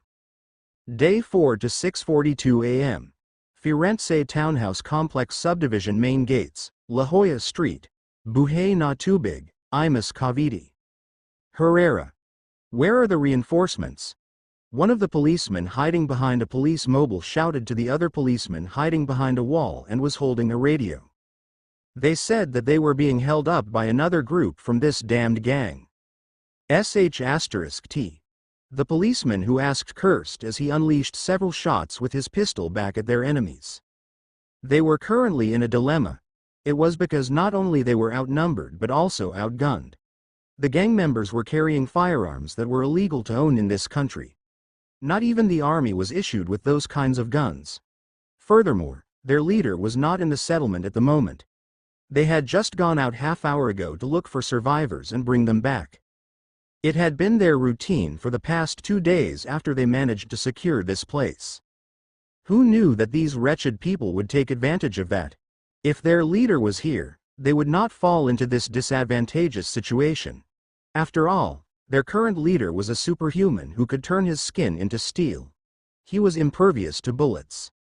However, they were nothing but sitting ducks right now under overwhelming firepower. Arg! One of the policemen almost fell down after his shoulder was hit by a bullet. Melina. Don't shout. I'm not dead. F***ck. It hurts. The policemen were in despair. They already lost several brothers in arms and now, they were having a hard time to even shoot back. Damn. Only God can help us now. One of the policemen lamented, making their morale plummet even more. ******* On the line of the gang syndicate, everyone was on high spirits. Some of them were even laughing. It was obvious that those of them were under the influence of drugs. The weapons they had varied, but it was sure that their firearms were on above the policemen in terms of firepower. Of course, there were also casualties on their side, but very minimal. Furthermore, for every casualty they incur, the more frenzied some of them became. Behind the overturned vehicle on the center of the road was the current leader of this raiding operation.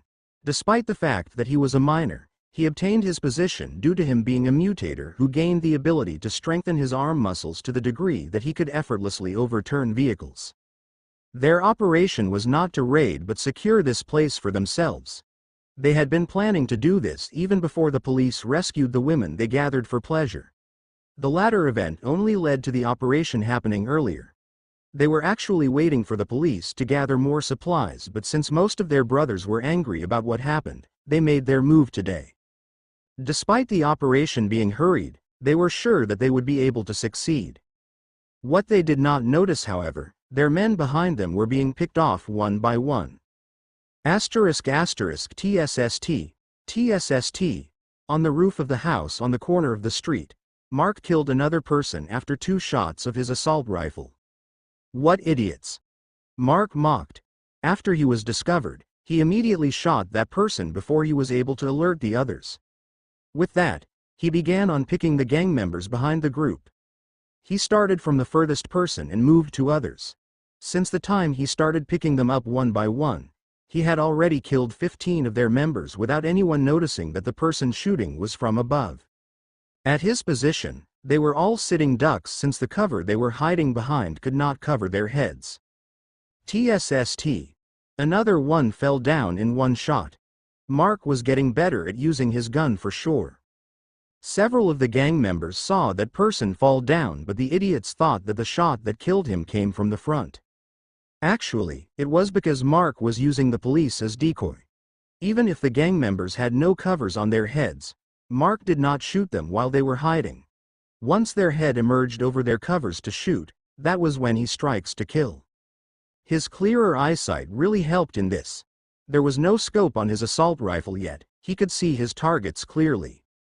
TSST. Mark continued killing the people behind until he managed to kill 24 people. It looked like they noticed it already. Mark smiled.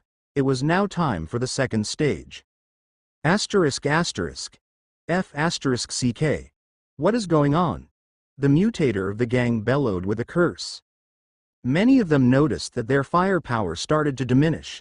It was then when they looked behind that they saw the rows of bodies of their dead brothers.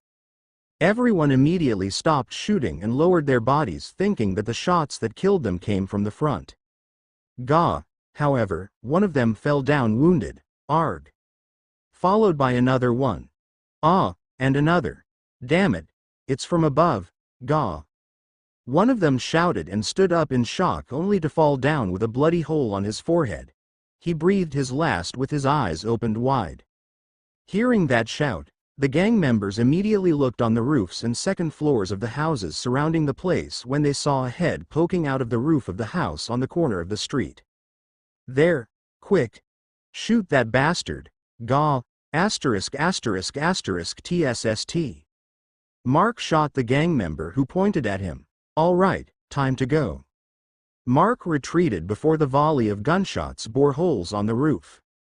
Sliding down on the opposite side of the roof, Mark then jumped onto the roof of a storage room about 3 meters away. He then started to run fast and made his way, not going away but closer to the gang members. His eyes then glowed red. Emotion induction, panic. Mark's existence that killed a lot of the gang members at the short period of time made panic sprout in their subconscious. He planned on increasing that panic to remove their ability to think clearly. The more panicked they were, the easier to pick them off one by one. Especially since many of them were under of drugs, making their minds unstable and easy to influence. Asterisk asterisk. SH asterisk T. The bastard escaped. One of the gang members cursed, but for some reason, their ferocious expressions vanished already and were replaced by panic. They felt threat as there was someone out there that was able to kill their brothers like he was killing insects. B-boss. What are we going to do? What the F asterisk CK are you asking me that for? Continue and kill those people. Just watch out in case that F asterisk C king bastard appears again. The leader bellowed, trying to pull his men together. However, he looked irritated. He could see that his men were panicking for some reason. He also started to feel that something was wrong. Asterisk asterisk. It looks like this ability have less effect on mutators. Mark frowned as he watched the gang members from a tree nearby their position. Well, time to pick them up again. TSST, TSST. Mark unleashed another round of shots. Now that it was slightly from the side, the shots showered the gang from their right side. 4 people fell down wailing in pain, and yet, they did not see where the attack came from. It was because Mark had already slipped away after firing those shots. The gang members' panic grew deeper and deeper. The situation continued until some of them started to run into their vehicle and retreat. They had already lost 40 people, and yet, they could not find where the culprit was. However, they found out that the wheels of their vehicles had been shot, and those who came to check the vehicles fell down with bloody holes on their bodies. F asterisk CK. Show yourself. The gang leader shouted loudly. However, the response he received was his men falling down on their own pools of blood. On the other side, the policemen were dumbfounded. They did not know what was happening as the gunshots coming from the other side stopped. Furthermore, they could see that the gang members were in disarray while some of them were falling down either dead or severely injured. They could not help but feel some hope. They understood that someone helped them. They did not even realize that they had already stopped shooting and only watched the situation with glee. TSST, TSST. The gang members continued to fall one by one. They tried to call for their reinforcements that came to deal with the group of policemen that went out, but every time one of them tried to take out a radio, he would be the first to fall. Furthermore, the shots would come from different direction every time. It made them feel that danger could come in any direction. It was like they were being haunted by a ghost. Get the F asterisk C king hostages. The leader yelled to his subordinates. They pulled in the two women who they used to get entry to this place. Bastard! Show yourself or I'll kill this B*TCH, he. The woman who was grabbed by the leader could not help but cry as a pistol was pointed at her temple. However, the answer that came was the same. Several of his men fell down with bloody holes on their bodies. The current number of the gang members who were in good shape fell to 27 people. It was a complete defeat and they could not even see the shadow of who did it. The leader's back was filled with cold sweat. He gained super strength after being bitten and started to build up his prestige with their gang, and yet, he was in danger at this moment. The last time he felt like this was back in that forsaken cinema hall. At this moment, they heard steps. Calm steady steps coming from the unseen corner of the street. When the person emerged, the leader was dumbfounded. "It's you." Mark sinisterly smiled and replied. "Well, I did not expect that you're still alive either." Mark stared at the leader of the gang. He did not expect that this guy would be able to leave them all alive and even became a mutator. The young leader of the gang in front of Mark was that same gangster Mark and his companions left unconscious at the cinema. When he heard May's circumstances back then, Mark regretted not killing this bastard. He did not expect that he was still alive and the chance to kill him came too soon. "Boss, you know him?" one of the gang members behind the leader asked. "He's that bastard that killed Owen, Lerville and Ares." "What?" The member was shocked. "I did not think that I will see you F***CKER again. You ruined our month-long chance to taste that beauty and now, you F***C King ruined our plans again." The leader pointed his pistol at Mark and suddenly shot. Bang! "However, how cunning, you tried to distract me with all that cursing just to shoot me right." Mark was unscathed. He avoided the bullet by tilting his head.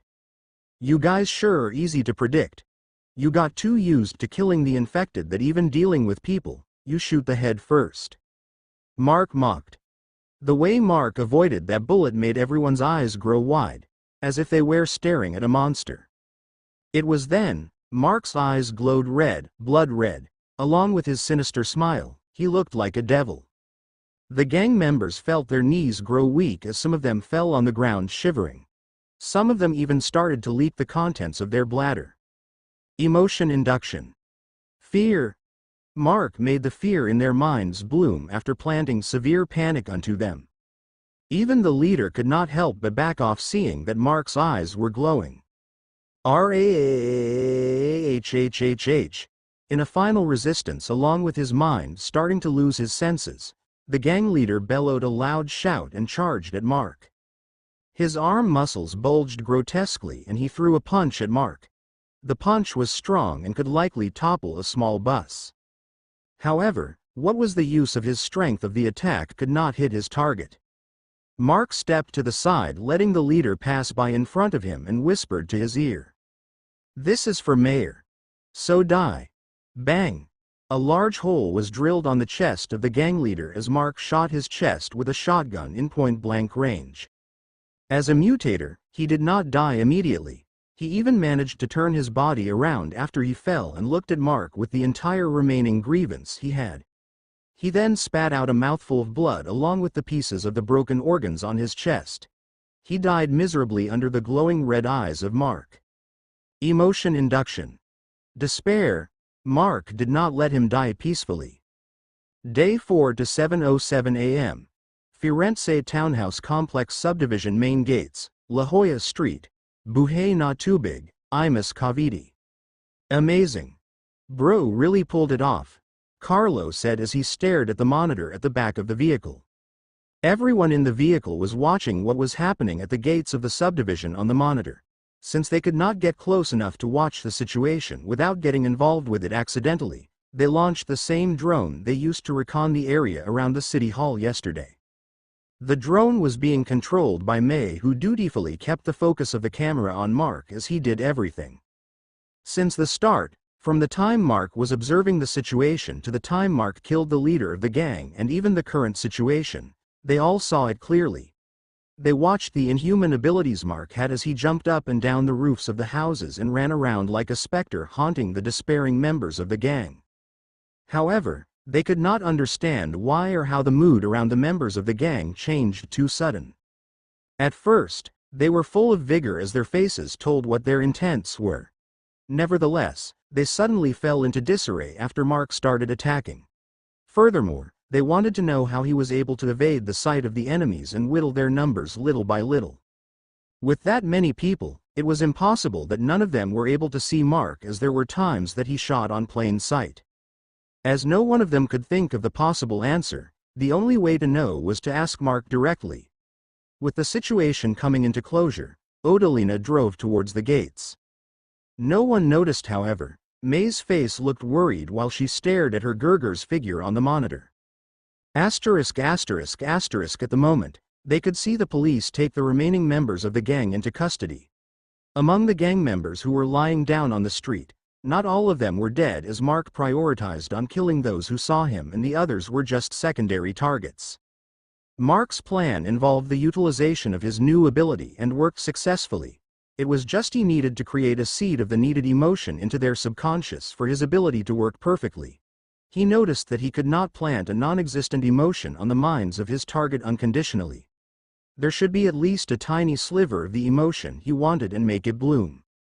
That led him to do all those troublesome things with acting like a specter, for example. Furthermore, he might be able to just throw grenades at them, but Mark got interested at the weapons of these guys. The person who saw him first and shot him when he was at the roof actually had a sniper rifle. It was fortunate that he had the ability to detect the killing intent targeting him and dodged, or else he might be a cold corpse already. Getting shot by a sniper rifle was something anyone should not joke about. One thing, however, was bugging him at the moment. It was because he felt nothing in the face of death. That shot almost killed him, and yet he felt that it was just like passing air. Maybe because of that, isn't it? Mark thought as he picked up several of the weapons scattered in the middle of the street. There were several things bugging him at the moment, and one of those was the reason he knew how to use this new ability on the get-go. He might know it from instinct, but that was not enough for him to understand this much, even if it was his own ability. After all, he had just gotten it after he woke up. Mark approached the vehicle used by the gang members and pulled the trunk open. There, he found several bags of ammunition and other things. There was a lot. What he found were 2 HK-PSG-1 sniper rifles, 3 USC submachine guns, an SP-5K machine pistol, 3 M4A1 assault rifles, and a few more guns like AKs. There was even an M79 grenade launcher. While Mark was storing the firearms, he picked up one of the large empty bag from the trunk. 2 policemen approached him. "I'm Senior Inspector Tarangoy, and this is SPO4 Herrera. We like to thank you for your help. If you didn't come, we're probably still in a serious situation and more of our men would die." The older policeman spoke, introducing himself, and pointed at the younger policeman before saying their gratitude. "You guys don't have to thank me about this. I'll be taking some of these as payment." Mark replied without even looking at the two and raised a hunting rifle from a bag in front of him. The two frowned. Mark might have helped them, but he should still show respect to them. None of the two voiced their annoyance, however. Despite the fact that the gang members could not see anything when Mark attacked, the policeman managed to get some glimpse of his movements. And to say, they were nothing of a humans.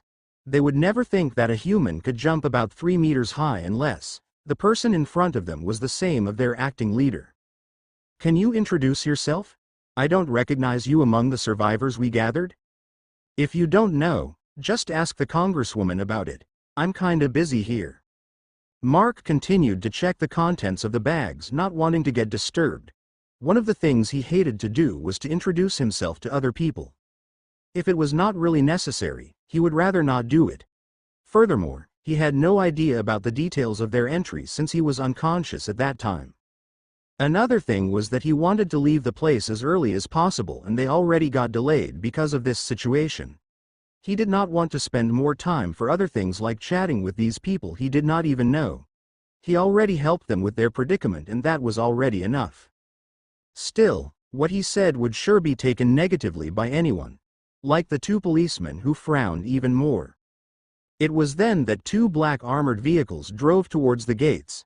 The MB Sprinter stopped beside the sidewalk in front of Mark while the TYT Cadillac stopped in front of the policeman. "Madam." The policemen who were dealing with the dead bodies and the remaining gang members immediately saluted as Madam Laney stepped out of her vehicle. "Don't mind me.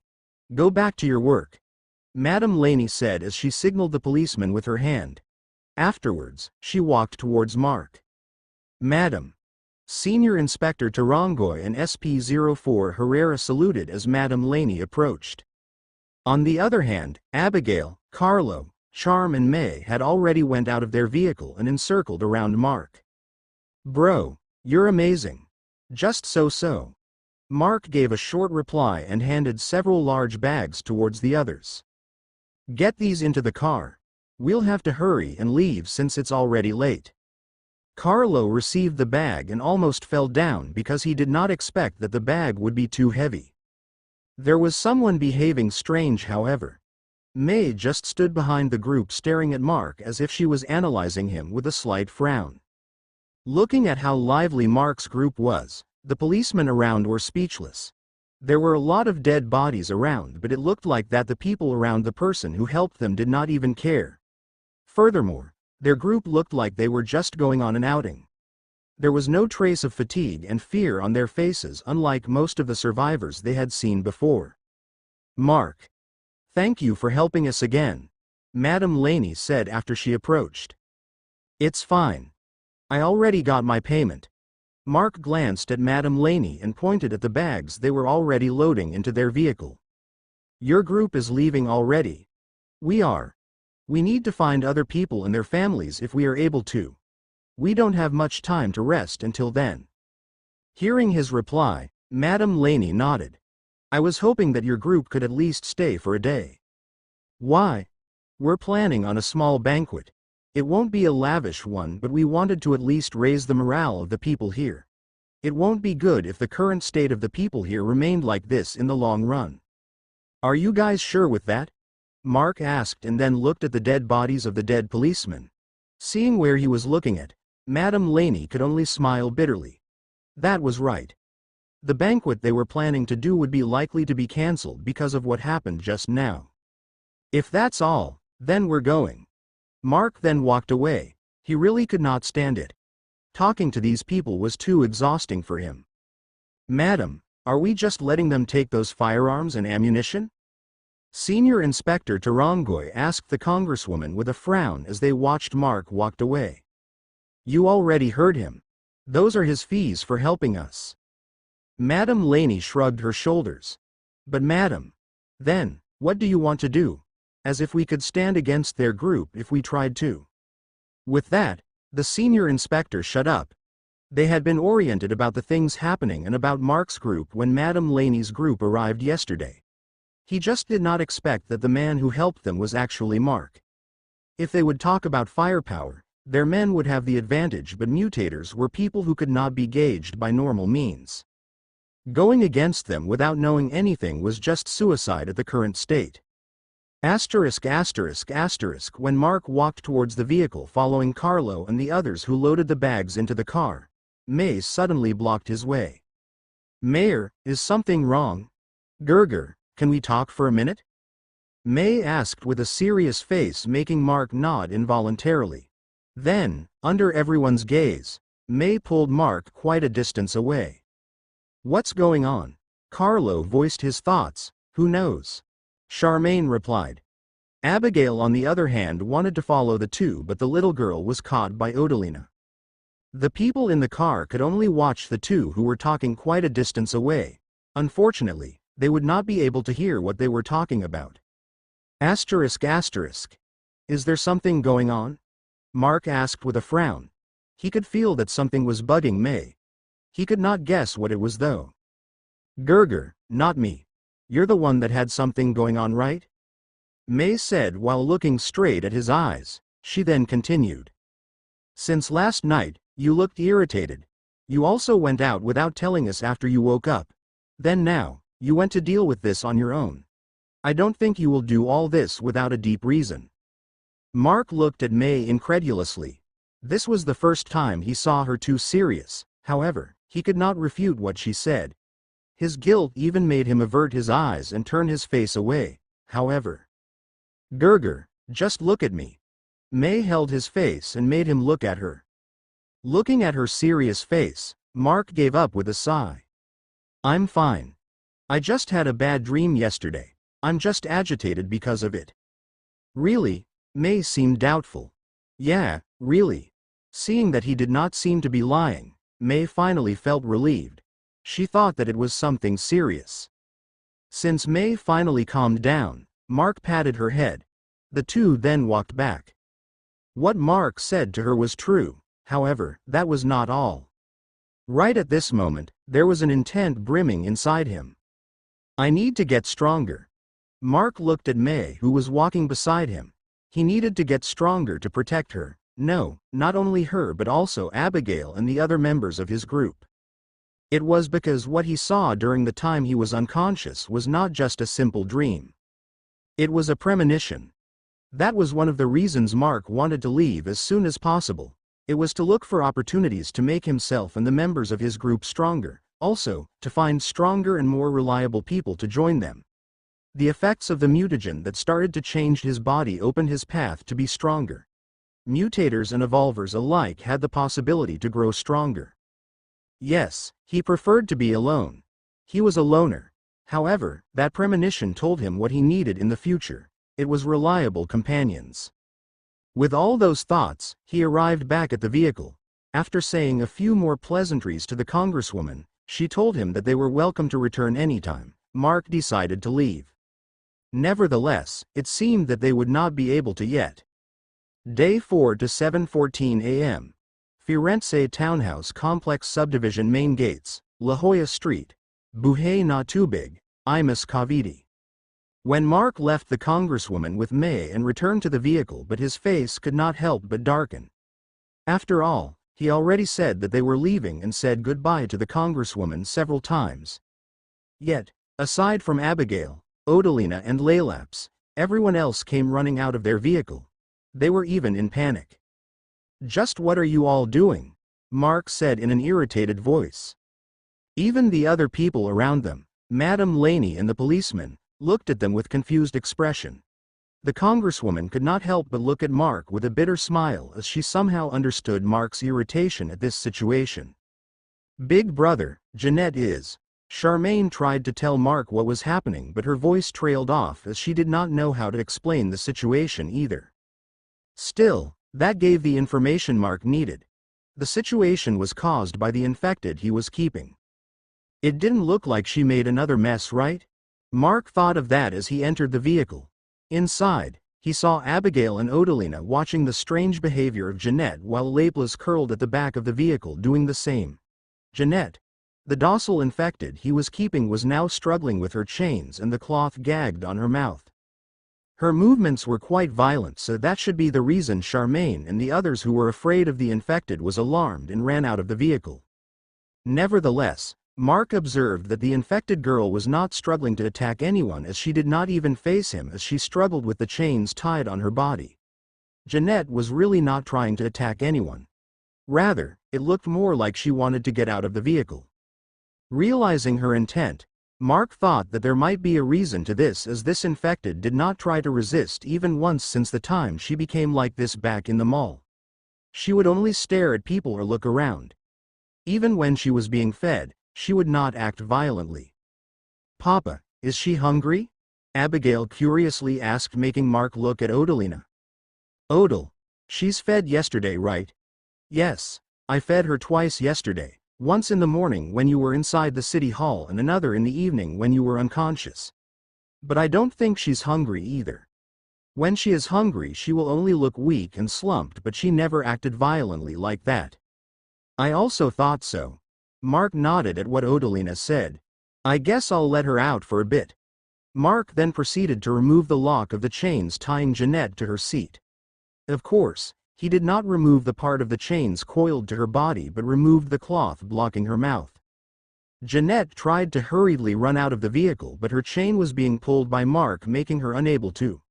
She almost fell down, so Mark had no choice but to hold onto the chains behind her and prevent her from moving too much. Still, It was obvious that she had really no notion to attack despite there was nothing blocking her mouth at the moment. When Mark stepped out of the vehicle with Jeanette, he could hear several metallic sounds echoing around the area. Looking around, he could see the policemen in the surrounding area had already pointed their guns at Jeanette. "Mark, what is the meaning of this?" Madame Laney asked as she looked at Jeanette with a frown. She never expected that Mark's group had an infected with them. Yesterday, they had just let their group in without checking their vehicle due to the fact that Mark and his group helped them a lot in the emergency situation they had. Mark had fallen unconscious after they fought and subdued the mutant dog with him spewing out blood. Due to that, their group was hurriedly given a house to stay.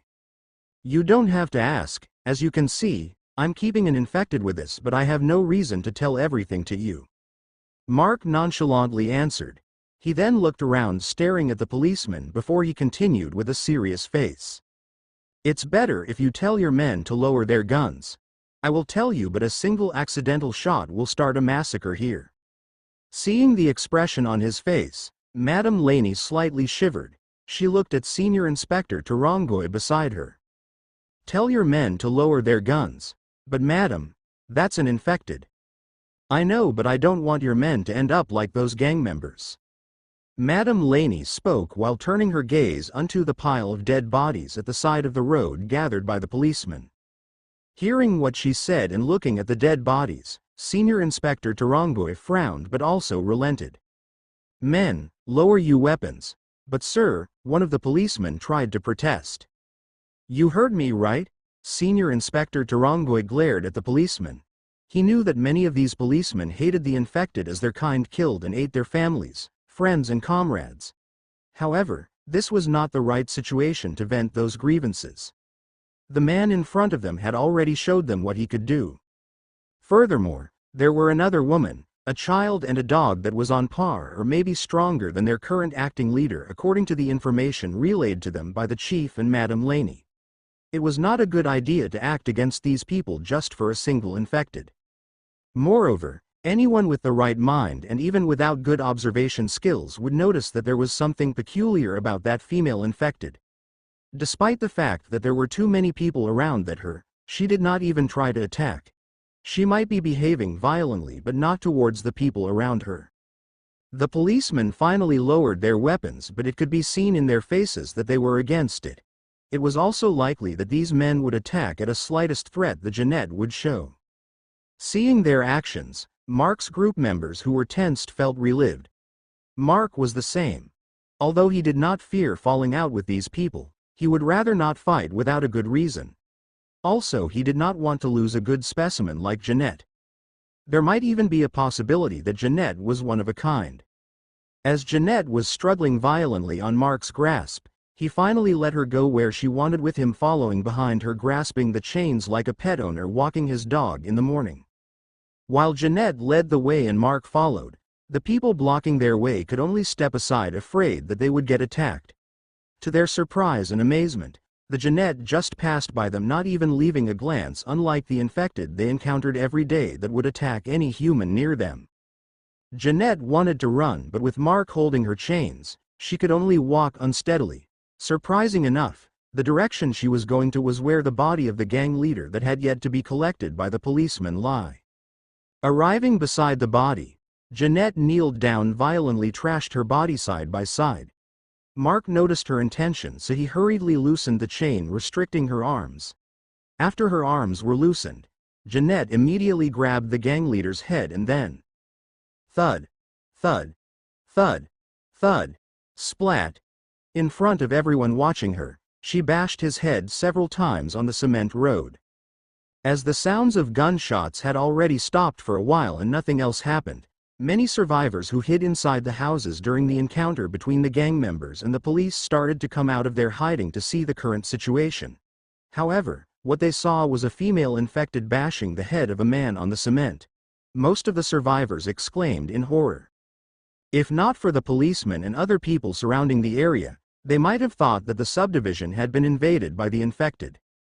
One of the survivors who managed to get closer to the area bellowed, "What are you policemen doing? There's a monster in front of you. Why are you not killing it?" Nevertheless, what that survivor received was several glares from the policeman. The survivor was taken aback. Some of the glares he received were looking at him like he was an idiot. He did not want to just receive those glares, but he did not dare question them again. There must be some reason why the police were just standing around vigilantly and watching. Crack. Splat.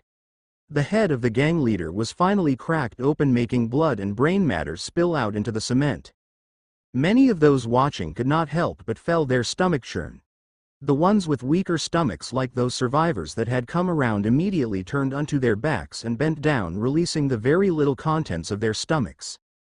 Even the ones who had stronger tolerance to these kinds of scenes felt sour on their throats. Different reactions came out from the crowd. The members Mark's group was not an exception. That was the difference in seeing just blood and dead bodies than seeing a dead body's head being bashed open, eaten raw. However, there were some people here with abnormal mentality. Jeanette had scooped the brain matter that spilled on the floor with her hands and put the contents of her hands that were dripping of blood into her mouth. As if it was not enough, she held the gang leader's body on his shoulder with her left hand and held his head with her right hand. RIPPP. She pulled his head off, even pulling out some of his spinal column. More blood spilled as the shape of the gang leader's torso distorted. Even more people could not keep on watching anymore. Nevertheless, Mark squatted in front of Jeanette, who was eating the brains of the gang leader while intently watching her. May also went closer and stood behind him. Abigail also wanted to watch, but she was being held off by Odalina along with her children, as the scene was not good for kids. There were really abnormal people here. Gerger, Jeanette's having a hard time, is she? Yeah. It will consume more time if I didn't help her. As May said, Jeanette was having a hard time extracting the contents of the gang leader's skull. Even if some of the brain matter had already spilled out due to the force of her bashing, the remaining contents would not fit through the small hole she managed to open. Mark pulled out the machete tied unto his waist and stretched out his left hand towards the head Jeanette was holding. Unexpectedly to everyone, he did not snatch it. Rather, he motioned his hand as if he was asking Jeanette for the head. Give me that for a bit. I'll open it. Mark spoke, making everyone look at him incredulously. Not only that he was not affected by the scene and even volunteered to slice the head open. He even talked to the infected. They were all thinking if there was something wrong with his mind. However, they were managed to witness an absurd reality. Jeanette stopped what she was doing and stared at Mark's outstretched hand, then to his face. After staring at him with her white pupils and without blinking, she slowly placed the head on Mark's hand. Everyone was shocked to see this scene. Even May, who stood behind him, and their group members who managed to turn their sight back to the scene could not help but exclaim their shock. No one knew but Mark. After Jeanette consumed the mouthful of spilled brain matter, something was triggered inside that brain of hers. It was very faint, but Mark managed to detect it as he was intently observing her. That was also the reason he tried to speak to her and ask for the head instead of snatching the head from her. Jeanette's response was also a surprise to Mark, but the shock was less compared to others as he somehow anticipated it. With that, he put the head on the ground face down and split the back of the head open with his machete. Seeing that the back of the head was finally split open, Jeanette hurriedly picked up the head and pulled two halves apart, creating more and more mess, spilling more blood along with the parts of the brain, and brain fluid dripped continuously. Using her hands, Jeanette scooped the brain from the skull and devoured it. As Jeanette was devouring her food, Mark observed several changes on her body. Her pale skin started to become rosy. The bloated veins that were one of the features the infected had that could be seen through their skin was now starting to fade. The more accurate thing to describe her, it was as if she was returning back into human. However, that was not the case. Mark observed that faint consciousness that started to sprout, but it did not grow too much. If he were to describe it, that consciousness was even weaker than a newborn kitten. Nevertheless, Mark was in glee as if he found something very interesting. Well, what was happening to Jeanette was really something very interesting. At this moment that everyone was immersed in the gory but peculiar scene, sounds of cars sounded outside the gates. Several gunshots echoed from the outside, alarming everyone, but the target of the gunshots was the infected that started to gather outside the gate. After the infected outside was eliminated, several patrol cars entered the gate together with a passenger van and a family car that was strangely covered with vines. Day 4 to 7:02 a.m. Buhay na Tubig Street, Buhay na Tubig, Imus, Cavite. Back during the time that the gang was being eliminated by Mark, a group of vehicles consisting of several police patrol cars, a passenger van and family car covered with thin vines were rushing towards Firenze. With the family car and the passenger van as the exception, the patrol cars had the policemen who had gone out from Firenze. Every morning and dusk during these past days, it had been a routine for the policemen to go out and kill the infected that gathered outside the gates, and if the number became large, they would lure them away. This was the reason why the private road outside Firenze was almost devoid of the infected. After luring away the infected, they would go some other places to gather supplies and find survivors while waiting for the horde to scatter. This morning, however, the number of infected outside the gates were several times larger than the past instances, leaving them without much choice but to lure the horde away while slowly whittling their numbers. However, who knew that the sudden emergence of the large horde was actually a plot to lure them away from the settlement? After they arrived quite a distance into the main street, they were ambushed by armed men who they confirmed later as members of the gang syndicate that had settled on the opposite subdivision. They also learned that while they were being held by the gang members, the settlement was being attacked by another group, making the atmosphere on their side even tenser. With the horde they were luring away behind them and the ambush of the gang syndicate in front, the policemen were besieged in a dangerous situation. If not for Chief Mallory's instructions and prowess of the acting leader of the settlement, SP-02 Agbayani, who was a mutator, they would not have managed to persevere. SP-02 Agbayani, even though had lower rank in the police hierarchy, was chosen as their acting leader due to the fact that his existence was giving hope to the survivors of the settlement due to his superhuman ability he obtained after getting bitten by the infected. Furthermore, his personality was very liked by those people. He was the ideal person to do the job and was also active on that post he was given.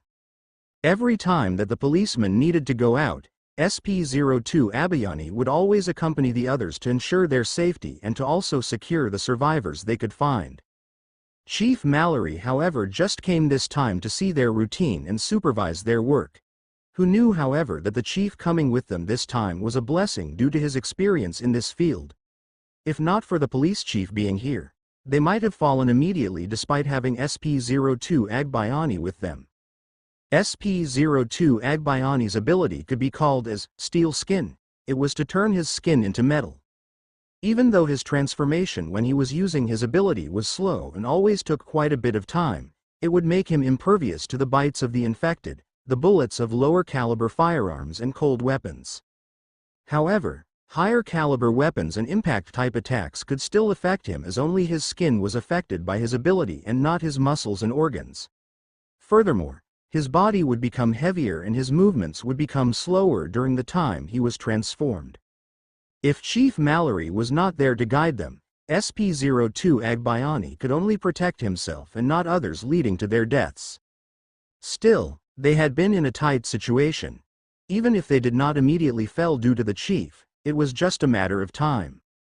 However, a miracle happened. A strange-looking family car covered with vines drove into the scene. The gang members also surrounded the family car and mocked the people inside for having such a tasteless and worthless car design.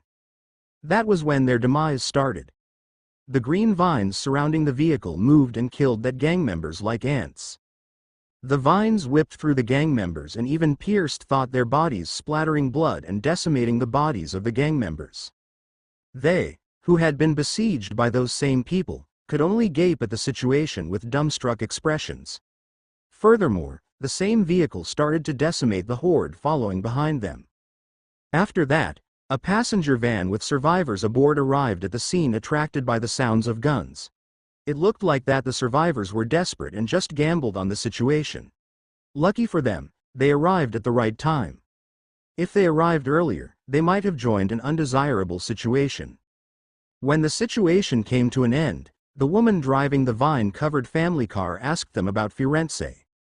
As they knew that the woman or maybe someone inside the family car might be similar to SP02 Agbayani, they gladly allowed the woman to go with them and hurry back at the settlement. It now came into the current situation. However, when they arrived back inside Firenze, with the exception of Chief Mallory and the men who came with him from the city hall yesterday, the rest wore both relieved and shocked expressions after seeing the current happenings. If not for the fact that they could see the several dozen dead bodies, the injured and captured gang members, they would think that it was a lie. To think that that large number of hoodlums was defeated by a single person, and that very same person was that man who was intently watching a female infected eating in front of him. They did not know what to say about this. Mark kept observing the changes in Jeanette's complexion while she was eating, and to say, she now looked more or less human. If not for her white-colored pupils and blank expression on her face, no one would think that she was an infected. Mark knew that the policeman along with Chief Mallory and his men had returned, but he had no notion to even look at them as he was more interested at the peculiar bloody scene in front of him. Still, it looked like that it was destined for him to get disturbed. "It's the kind uncle." A lively voice echoed in the surroundings as an 11-year-old girl jumped out of the vine-covered vehicle after she saw Mark. Everyone could not help but look at the girl who had green-colored hair with pink flowers on her head. The girl ran towards Mark without minding the stares she was gathering. Mark, who heard the shout, only sighed. He noticed the two familiar and unique fluctuations from the group that arrived, so he knew that this girl and the person inside that huge tree at the city hall had already arrived. He was even sure now that the tree was really a child due to how weak the fluctuations he was detecting. Nevertheless, he did not want to approach them nor expected that the girl would actually be the first one to move. "Nay. Scary-looking Oji-san. I mean uncle," the girl yelled as she approached, since Mark did not even look at her even after she called for him.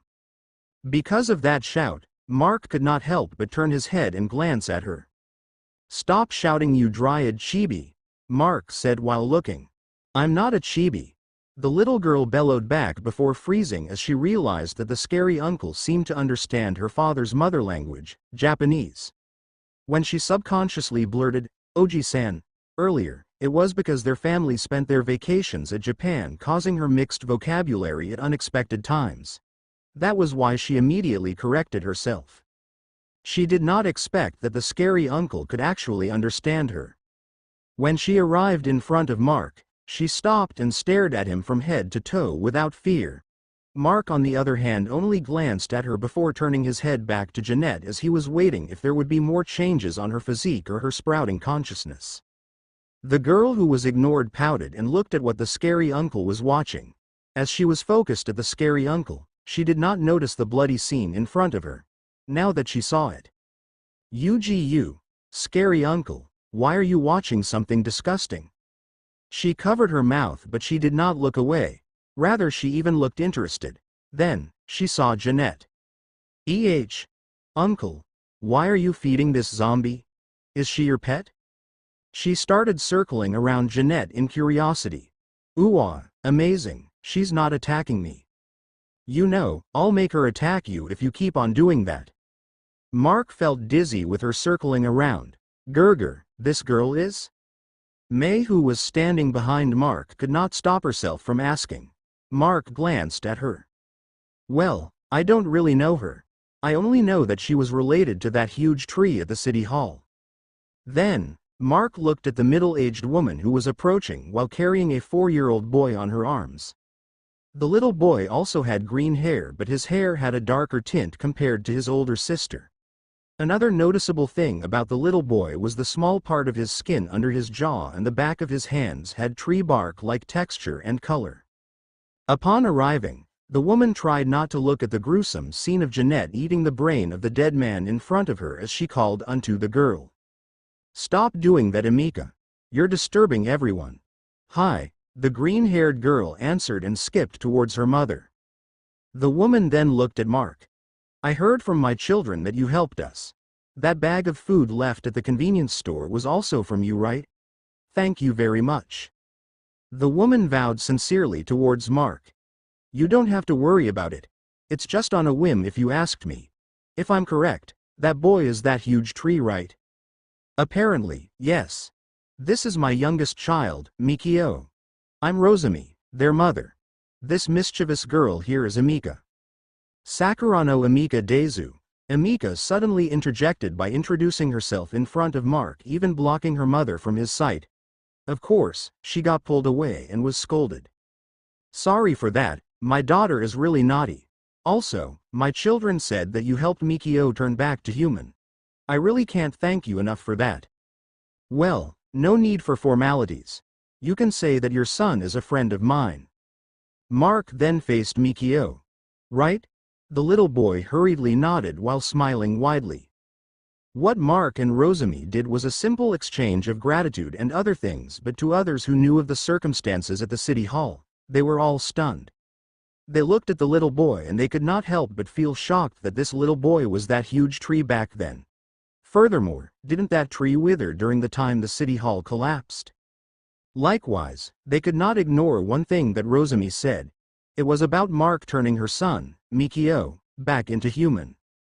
Just how many mysteries did this man have with him? The people who had lesser shock, however, were the people who watched Mark subdue that huge dog. If he could turn the dog back to something more normal looking, it was possible that he could also do that to people with the same circumstances. Nay, uncle, you haven't introduced yourself yet. Emika pestered Mark and pulled his sleeves several times. All right, just stop, will you? It's Mark, just call me Mark. Why is it so short? Never mind, I'll just call you Mark Oji-chan tha. Emika's ear was pulled by her mother. Mark sighed with a bitter smile. This girl might be a little annoying, but Mark could not hate her either. It was because he found this girl attracting. Not her looks but her mindset and the reigning emotion in her subconscious. It was actually happiness. Negative emotions get absorbed by Mark and he gets exhausted because of it. On the contrary, he found positive emotions quite attracting and they somehow give him positive energy. With this girl's inherent positive emotion, it would be hard for Mark to hate her. At this moment that Emika was complaining to her mother, Mark turned his head back towards Jeanette. It seemed that she was already done eating and was now licking the blood off her palms. Glancing behind him, Mark spoke. Mayor, can you get me the hand sanitizer and the water spray from the vehicle? Also some tissue. We need to clean Jeanette before bringing her back inside the car. All right. May, who was still having her time digesting the information she just heard, snapped out of her thoughts and hurriedly replied before making her way towards the vehicle. Everyone was still immersed at the peculiar happenings in front of them. About Jeanette's existence, about the mysteries around Mark. The truth about that huge tree back in the city hall and also about the Emika's appearance. It was quite a huge amount of information for the people's tired minds to digest. The mysterious Mark in question, however, was waiting for the items he needed so they could clean Jeanette's face and hands. Mark? It was then that he heard a familiar male voice from behind, making him turn back in surprise. Seeing who spoke to him, he could not help but feel a bit elated. There was no way he would not recognize this person.